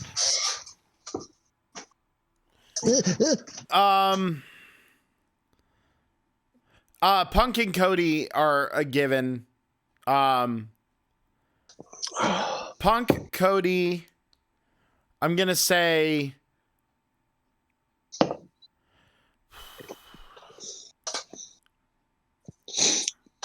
boy, this is tough.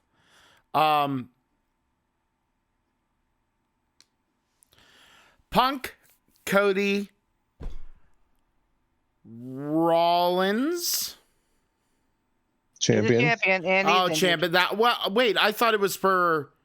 I thought this was they were going for Reigns's. Or is this for the world title? Oh, it's for the world. This is for any title. Oh, for any title. Oh, that's titles. right. That's right. I'm sorry. Did you forget your brain somewhere, buddy? Like, what's going on? I'm a little bit concerned. I'm gonna just ignore you. I don't know. Punk, Cody. Oh, all right. So we have seen it before where other people in other matches have been in the Rumble, correct? Absolutely. Okay. Punk, Cody, LA Knight. Just for giggles, because I never get the Final Four right. Punk, Cody, LA Knight, and main event Jey Uso. It's a good picks. Good picks. Ransom? No, they're not. Don't. Don't hype Jey me up, Uso bro. was the other one. Jey Uso was the other one that I was flirting with as opposed to Solo. But I think that Jay's gonna be doing something different. So Something go ahead, different. Rich, Sorry.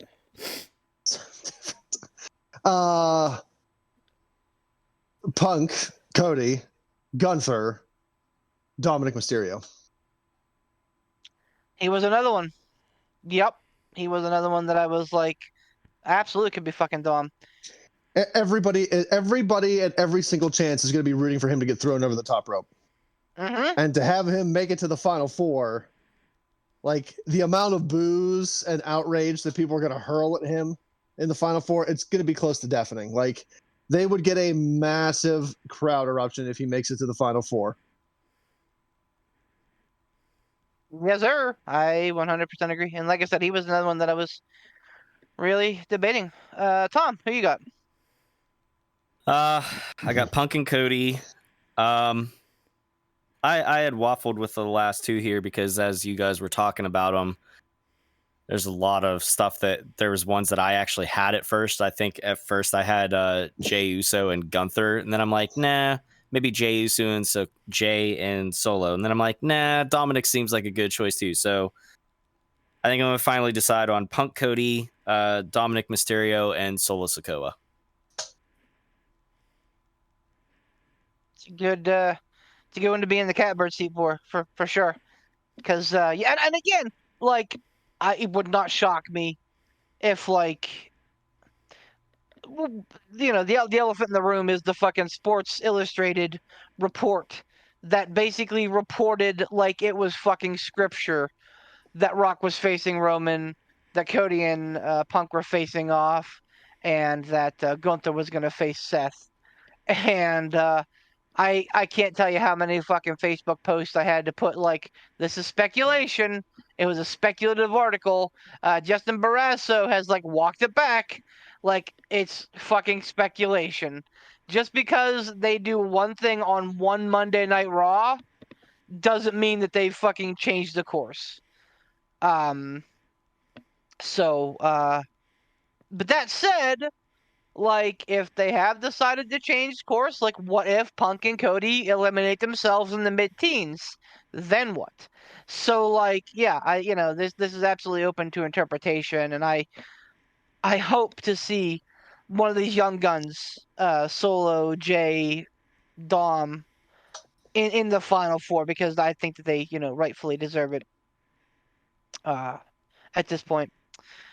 So, which brings us to our logical conclusion of the winner of the men's Royal Rumble.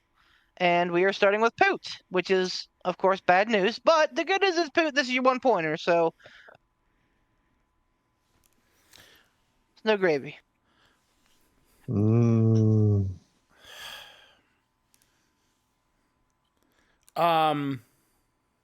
Gravy. Again, does not need to match your last four. You decide your own level of involvement. Bob Backlund. Aces. Coming back for that record. Coming back for that record. Only one man can stop Roman now. And the thing is, he wasn't even scheduled for the Rumble. He just wandered out of the crowd. He then starts fucking eliminating people. People are like, what the fuck are we supposed to do here? Everyone in the ring is just I don't know how to handle this. Everyone's just like, what the hell smells like carrots? And then all of a sudden, there's just a whirlwind of insane old man. Yeah, I'm man. This is so tough. I'm you know what? Because it's my 1 point, I'm gonna go with Punk for 1. Just because. Fuck it. Like Ransom? No, please still go. Go ahead. No, I'm good. Go ahead.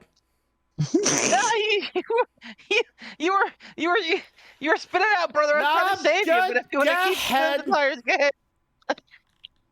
All right, that's okay. I guess. I'm just dying. It's okay. It's fine. That's what Rest I'm in saying. peace, or what's happening? I have 9-1 dialed on my phone, brother. You see the fucking word? I have 9-1 dialed on my phone. Look, man, I haven't really been super okay lately, so like, just forgive me, all right? Oh, You're good, buddy. I don't want you to be fucking stroking out in the middle of our podcast and be like, well, you saw that coming. I won't stroke out. The only thing I'll tell you is flarm. Flard hard. Okay. Darbarb. Well, well, that's my pick for the the end winner. That's the end of Poot the Bar, ladies and gentlemen. May he rest as he lived crazily. I once knew a bard. The P3's very own Bob Backlund Poot the Bar, ladies and gentlemen.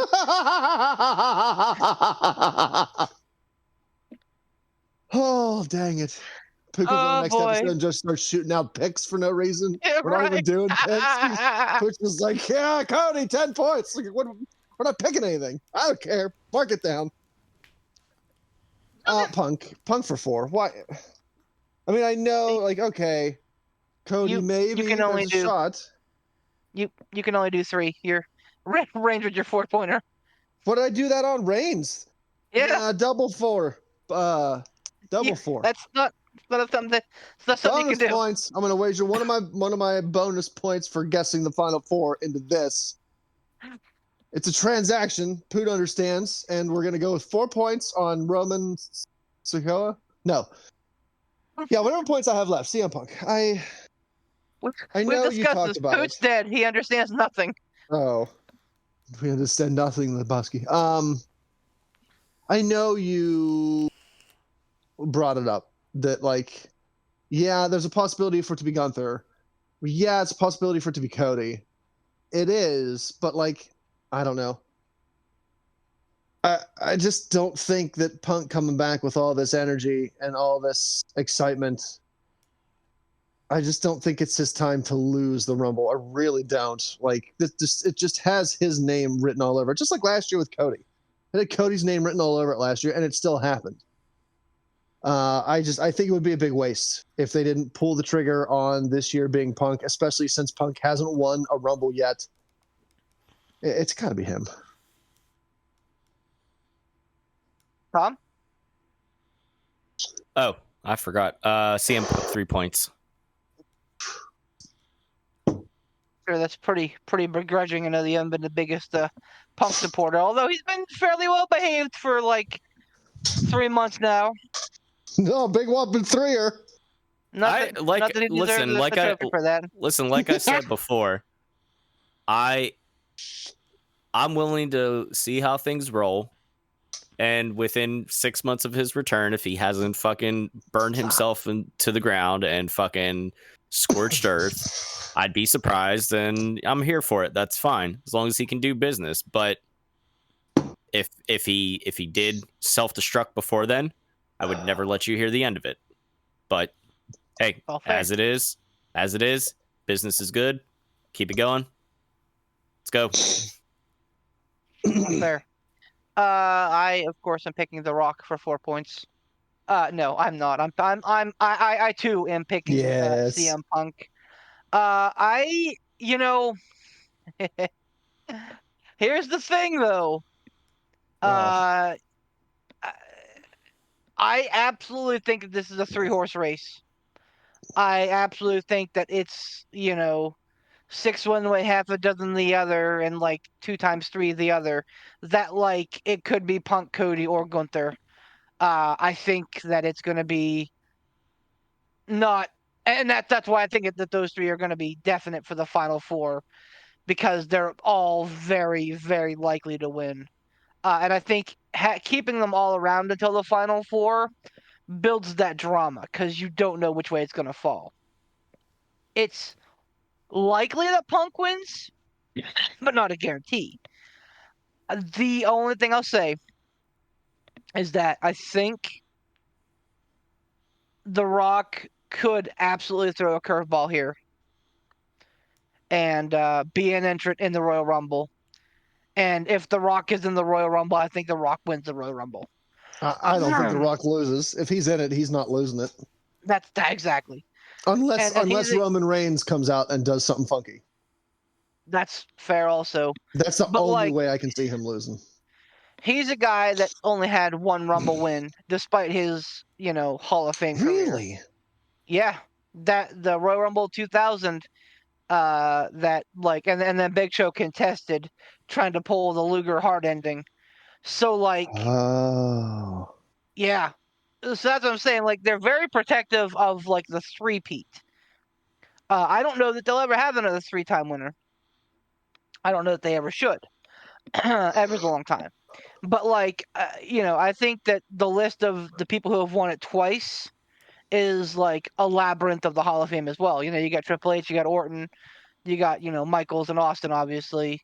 You got Hogan, Batista. Basically, your who's who of WWE competitors. Mm-hmm. So for The Rock not to be on the list, kind of weird. Again, I don't want that to happen. I don't think it's gonna happen. I wouldn't be shocked if it happens. So at number 30, if you hear the if you smell, then I think that we all know what's gonna happen. Yeah. And he'll, I would want to hope that he would be met with Batista levels of heat, Batista in 2014 levels of heat. But I don't think he will because he's The Rock and everybody loves The Rock. Yeah. But I think that this is the best story, the best match at WrestleMania to come from this would be Rollins versus Punk. So the other thing I'll say is this: Rollins' injury may play a part because with Rollins and Punk, I think that Seth would have had to carry that match. So if Seth's not at 100%, do they trust Punk to carry the match? I guarantee you that they trust Cody, and I guarantee you that they trust Gunther. So I bet if anything, they make it a triple threat. Like if Seth's not 100%, I still think they have Cody win this. But as time gets closer, you mean Punk? Yeah, that's it. But as time gets closer, if they know that Rollins isn't going to be at 100% and they don't think that, Rollins and Punk can be a quality match in and of itself, I think they slot somebody else in. Triple threat it, let them, carry it. That's fair. And also, it's a torn MCL. I don't want to make it so, it's just a torn MCL. But I mean, I've seen football players come back from this in season. So, 8 weeks, I think 6 to 8 weeks is what I kind of read was the expected time frame. Rollins coming out saying 3 to 5 months on Raw was fucking baloney. That's just so that he can get the fucking the John Cena returning at the Rumble effect. Mm-hmm. Yeah, I think, and like you said, 6 to 8 weeks is your typical rehab time, which puts it right before WrestleMania. Rollins is a fucking freak, so he'll be back probably in a month, back to 100%. But he should definitely take his time. So, but yeah, the big thing is, again, I think that the Royal Rumble is going to keep us guessing to the end. And again, I think it's going to be a really fun match. I think that both Rumbles are going to be really fun this year. I think that the Fatal 4-Way match is going to be predictable, but that doesn't mean it's bad. And I think that, like Poot said earlier, I think that Owens and Paul is going to steal the show. So yeah, Royal Rumble coming up here in a few days. Pretty fucking pumped, boys. Pretty fucking pumped. This might be, I don't know. This and WrestleMania are definitely tied for my favorite show of the year. I'll say that. So I'm pretty fucking geeked up. But we've talked a lot. What else you jag-offs want to talk about? You stuff the chumps in the hopper? Maybe. Let me. Hey, Push? Putt's alive. He's alive. It's a resurrected bard. I was gonna go something else. I was gonna say he has risen, but I was like, you know what? Let's just pump the brakes a little bit here. We have two Stump the Chumps. We have one from Oh. Pat, one from Ryuk. Oh. Oh, well. Well, let's. I'm already nervous reading the preview of Pat's answer window pane. Oh Why? no! I don't want to spoil it, but yeah, like reading have it it. says Bring Pat out. Let's have his question. I did not. Okay, as of the 2023 Royal Rumble, who are the top 4 females with the most cumulative time in it? We are not counting We are not counting women's times who jumped into the men's match, which I think is just China, Karma, and Nia Jax. What's the question? I got lost. Cumulative time for the women. Who are the top 4 females with the most cumulative time in the Rumble? Rhea Ripley absolutely is number 1. Charlotte Flair. Is up there. Charlotte Flair is another one. She spent a lot of time in there. Those two are for fucking certain. Because I just watched last year's WrestleMania and Royal Rumble and they talked about it. And Alexa Bliss, maybe. Play the song. As of No, when, though? stop, What did you say? Alexa! You God. dumb hockey puck! Oh Lord! as of the 2023 Royal Rumble. So I don't know if he's I'm assuming he's counting the 2023 Royal Rumble. As of the 2023 Royal Rumble. So all the women's Rumble matches up until 2023. Is that what he's trying to say? I think he's saying up to and including. That's how I'm reading that. Okay. All right. Okay. Oh. But yeah, I absolutely. Bianca. Bianca's another one that I think is absolutely at the top too, as well. Like I am, because again, she won from number 3, and I think that she's had a couple other like really low draws and been there for the final. So I absolutely think that those 3 are like in stone: Bianca, Charlotte, and Rhea Ripley. Bianca, Charlotte, Rhea Ripley. He wants how many?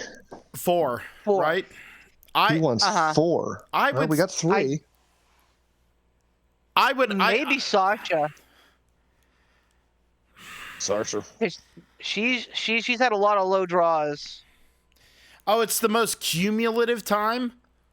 Yes. Okay, so it's not like the longest, like, this person had the, like, it's across every single one, so it's not like the time that Rey Mysterio was in there for an hour or whatever. Right, which Gunther actually broke last year. But this is women's Royal Rumble specifically, correct? Yeah. Correct, and this is cumulative across all the women's, and it does specifically say Royal Rumbles, not Battle Royals, not the fucking thing that they did at the women's event. Yeah. So I'm gonna burst your bubble because I even mentioned this last week when we were talking about Royal Rumble stuff. Well, as we were the last 2 episodes, and we didn't have a Stump the Chumps.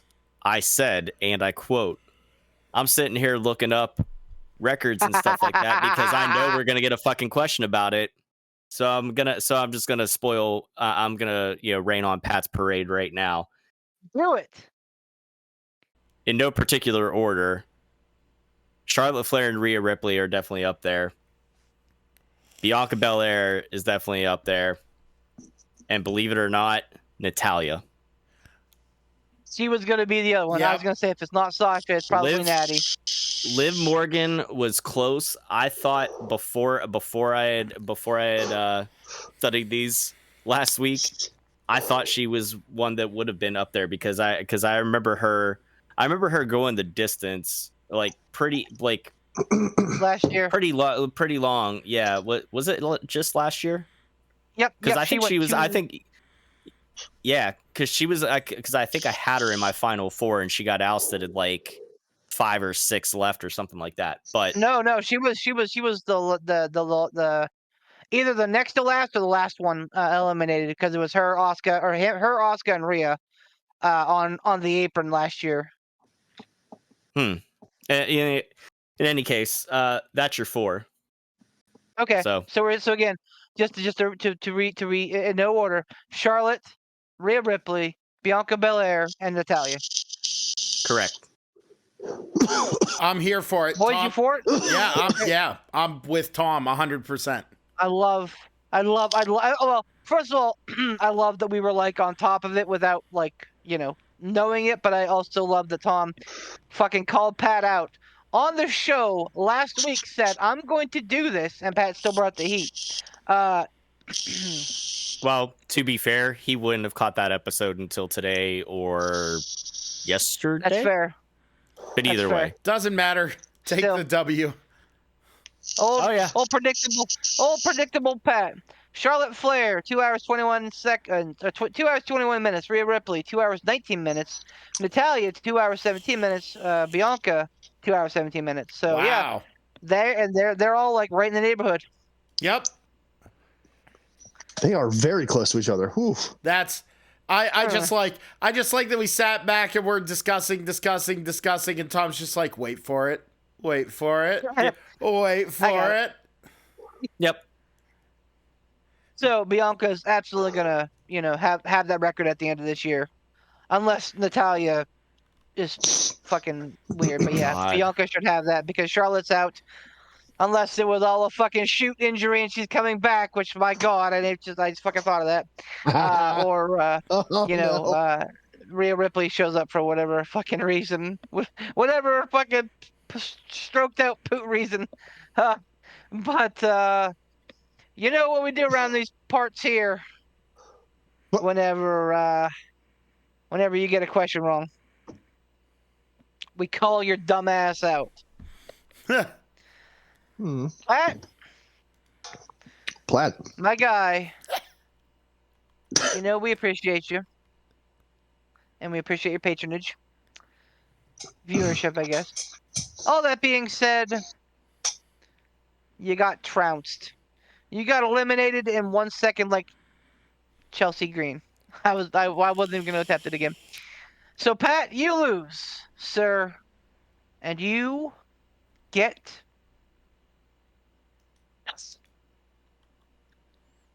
Woohoo. We do have one from Ryuk as well, who does send his best wishes to the podcast. He's always excited to hear from us. So, Ryuk says, who is the first woman to win a title in the WWF?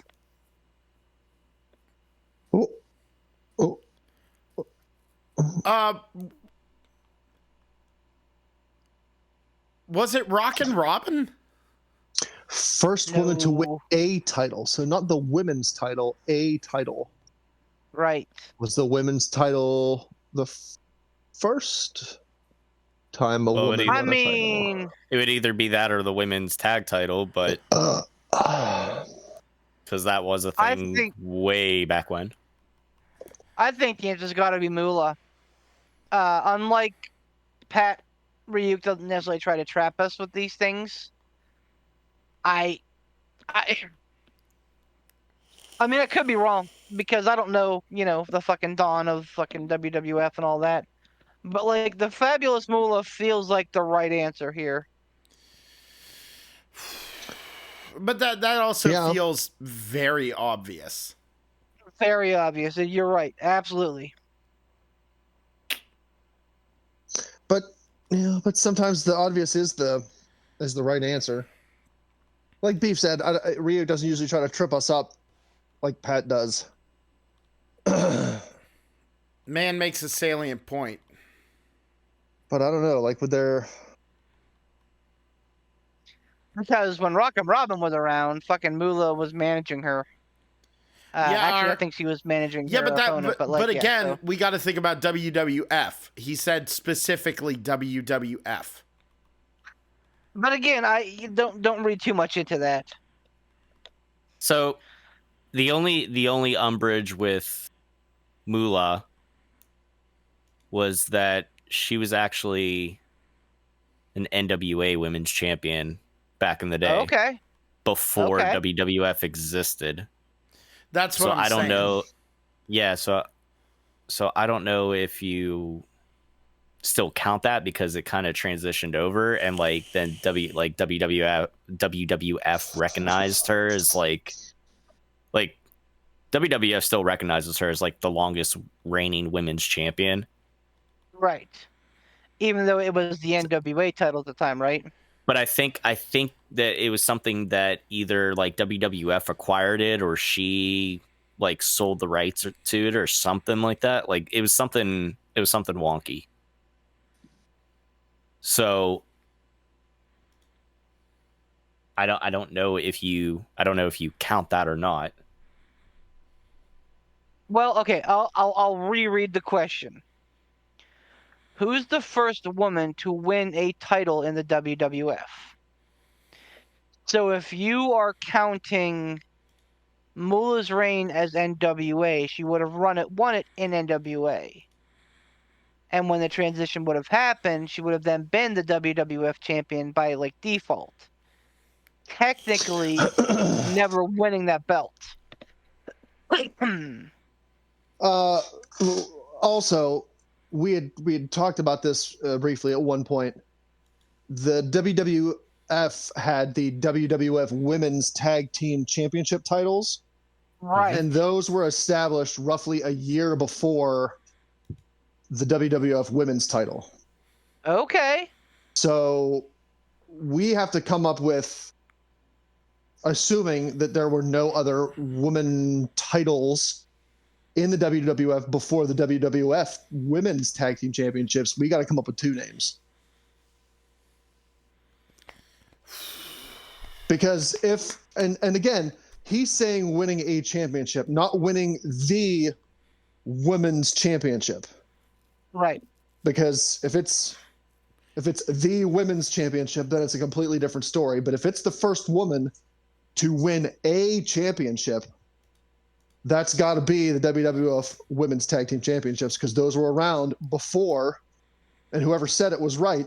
They were around about a year before Moolah came over with the NWA title, which they then turned into the WWF Women's title.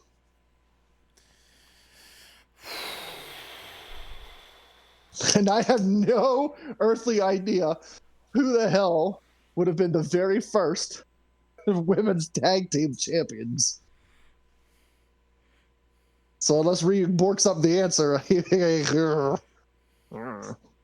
See, I feel like Somebody's watching me?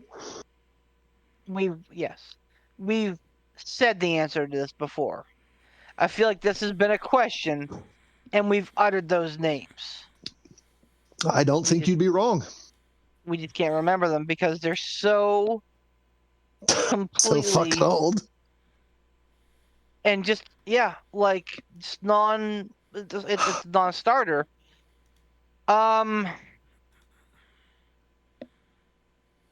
And yeah, this was like predating WrestleMania by like a good while, I think.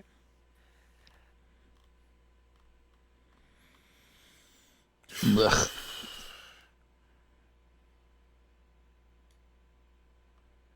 I got nothing for this one. I have no idea. Your goofy memories. I mean, I'm not making if any. You say something tangential. I'm not making any promises on this one though. But the first one that popped in my head was Rockin' Robin. I think you might be right though. Again, like I said, it's no promises here, but I think of anyone that's viable. Who would have been her tag team partner though? I don't know. I don't know, man. That's that. I know I have a Wendy lot of goofy. Richter? What? Oh, maybe Wendy. Either. What about Wendy Richter? Richter or Rockin' Robin? Well, I think so. I think that we're kind of settled on the fact that it's probably going to be tag team championships. Just because of the way that it's sorted, the way that it was mentioned. I don't know, man. Were Wendy Richter and Rockin' Robin tag team partners? Am I making that up? I don't know. I can't. I don't know. I don't know. I wish I had a better answer than I don't know, but Okay. I mean, you've thrown some stuff out. I think we've tapped the poop, boys. Tom, you have anything that might, aid in the recovering of Ransom's, like, buried memories? No, I'm remembering the shit with Moolah. And that seems like an obvious answer, but she didn't win it in the WWF, so Rockin' Robin would have been the first one to win it because she left in like early 90s or something like that, and then Alundra Blaze came along, and then that whole ordeal happened. Then and then I don't know. Yeah, is like the start of, like, as we know it. Were those tag team titles, were those WWF or were those WWF tag team titles, Ransom? I think those were WWF.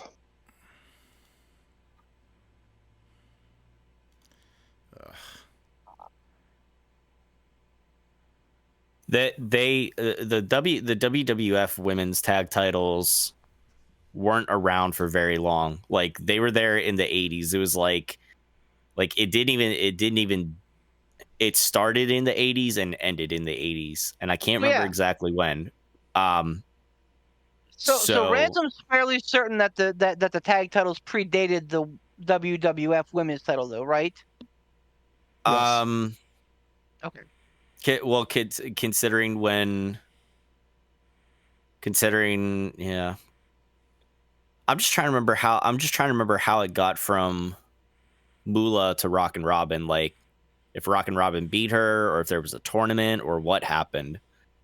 I mean, because at that point Moolah was like a manager, so like I don't think she was an active competitor. So I think that there was probably a tournament for the women, like the solo women's title. I'm just trying to remember when, because it was her fucking name came up before. Give me a second. Yeah.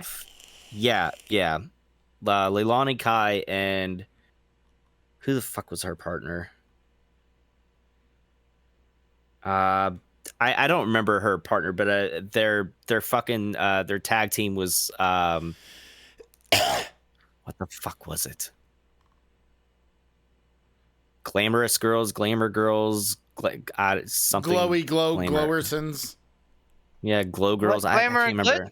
Glamour and Glitz, maybe? I don't remember. I don't know. I don't. But either way, like, I'm trying to remember. Do you remember when the tag team titles were established? The WWF tag team title, women's tag team titles were established. I think it was early 23, early 83. I don't know what month, but I'm pretty sure. I was trying to think back through this. I'm pretty sure it's early 83. Okay. Here's another thing that I'm thinking about, and I don't know. I don't know where Ryuk is getting his information from, so I don't know if this is going to be a fucking answer or not. But WWE has done stuff in the past where they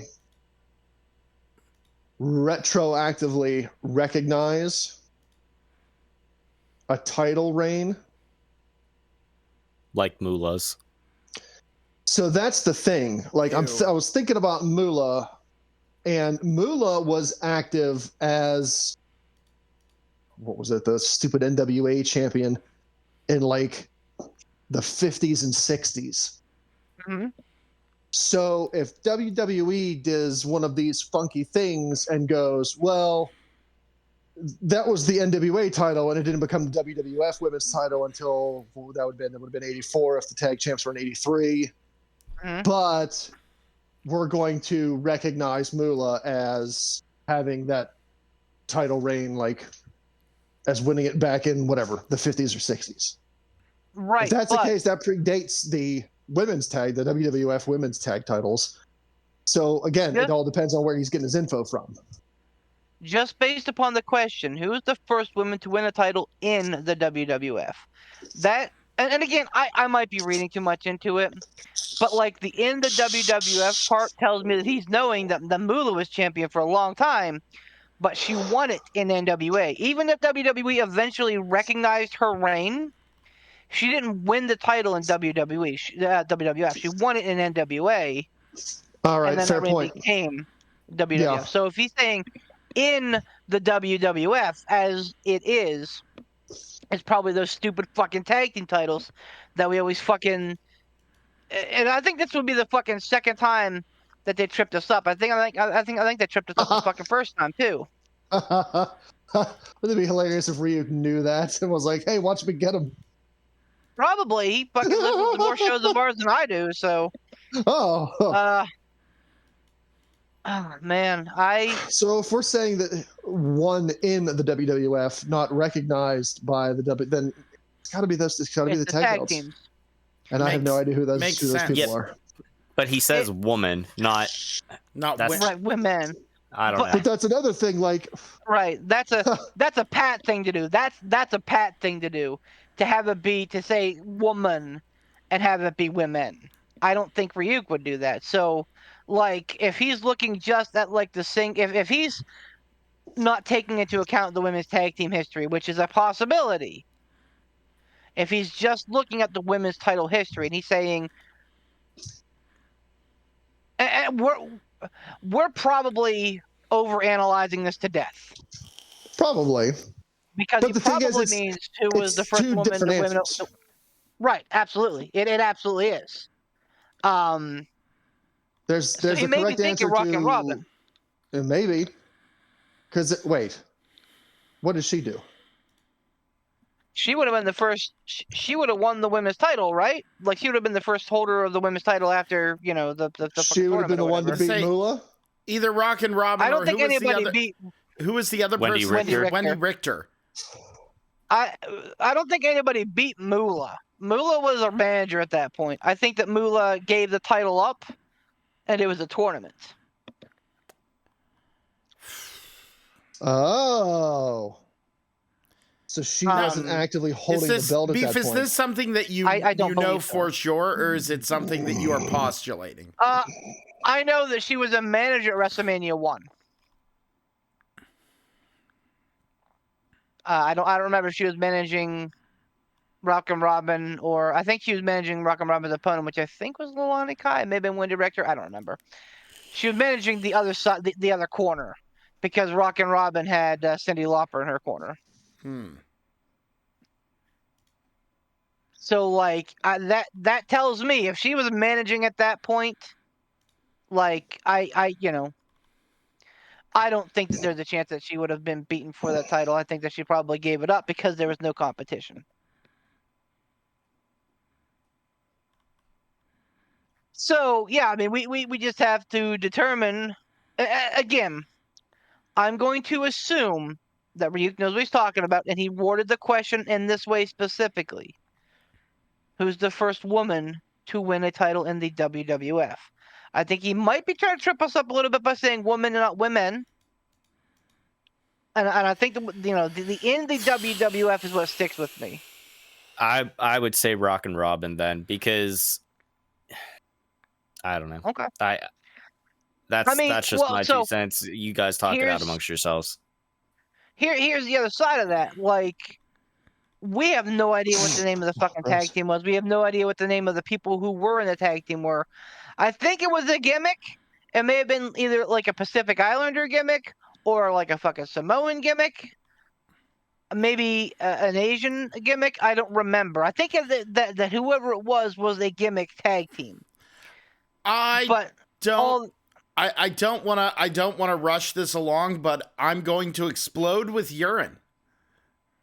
Go pee. You're good. Yeah. I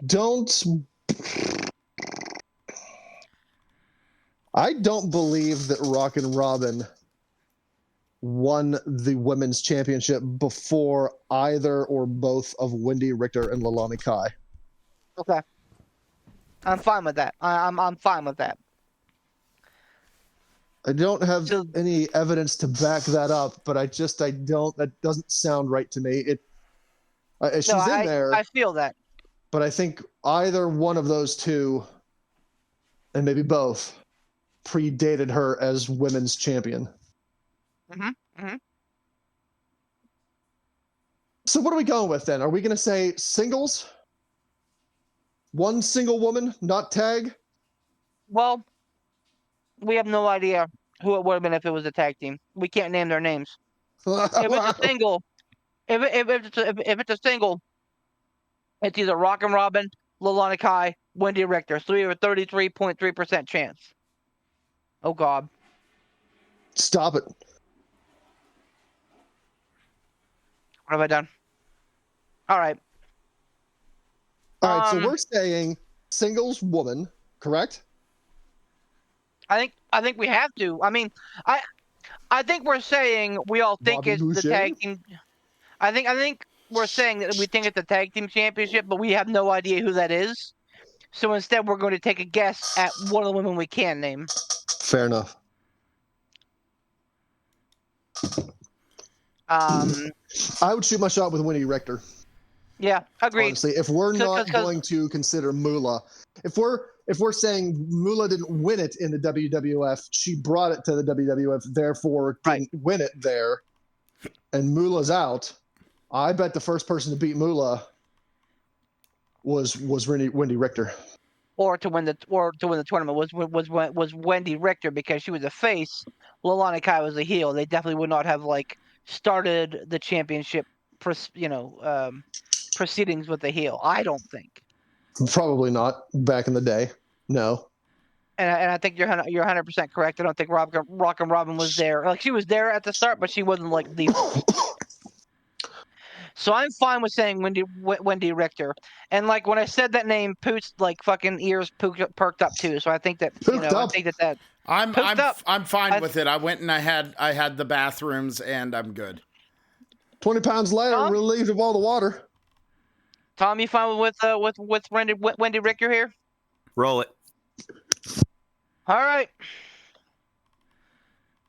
Thanks for everything. Hope you guys are doing well. It's been amazing listening to you guys. Thanks for you. We appreciate it, buddy. All right. So he says the Fabulous Moolah, which was the answer. It was WWE's inaugural Women's Champion, also recognized the longest reigning champion, holding the WWF Championship from 1956 to 1984, when it was originally known as the NWA Women's Championship. Okay, so he went with what we thought he was going to do. Right. But I think we're going to toss it because of the way that the question was worded. Who's the first woman to win a title in the WWF? Poor Reed. She didn't. And I hate to I wish Pat would said to some of these, but just the statements. Win in the WWF. She didn't win that title in the WWF. She won it in the NWA and brought it over. Yeah, but then I think his ethos of maybe doing that was going, because they did recognize that run, technically it was, and it's there, I get it, but it just doesn't hold water. It's gray. Well, Taz go to the defender. Sorry, Ryuk. Oh. You didn't lose, but I think we're calling this one a wash, buddy. It did spark a lively debate, though. That's what matters. I mean, you guys tell me what you think, but just based on the because that's what we were focused on was the verbiage, because we all said it. We all said that Moolah was the first one to have the title.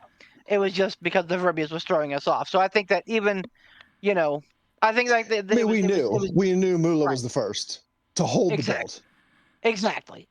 So even though that wasn't our final answer, we said it. So yeah, that's like coming down to the difference between vacated and what did we have that one week? When a title was vacated, or held up, right? Yeah, or whatever. I can't remember what I can't remember what the debate was between the verbiage, but you know what I'm talking about. Yep, absolutely, absolutely. So yeah, I mean, like I said, I mean, it's like in a fucking essay. If you in an essay question on a test, if you get the right answer in there somewhere, the teacher's going to give you credit. So that's, I think, where we're at. So Ryuk, it was a great question, and we definitely were there, but we just kind of overthought it. So again, you didn't lose. So hey, at least you didn't lose. Pat lost. Look at Pat. Laugh at Pat. Oh no! Yes, everybody laughed. Stop. Ryuk didn't lose. Damn He it, just didn't win. Beef. So champs retained, baby. Pooch, you wanna take us home? Yep, getting out of here. Sponsors in the description. I'm a sleepy boy and apparently having strokes all over the place. Tiger Bob Tom. Make sure to check him out. He's amazing. Casual Gaming Dad. He's incredible. All the other sponsors. Make sure to check them out. Again, they're down in the description. We're getting out of here. It's Rumble weekend, baby. It's my favorite time of the year. I love Mania, but by God, Rumble's just so special. Have a good Rumble weekend, everybody. And remember, surgery is technically stabbing someone to life.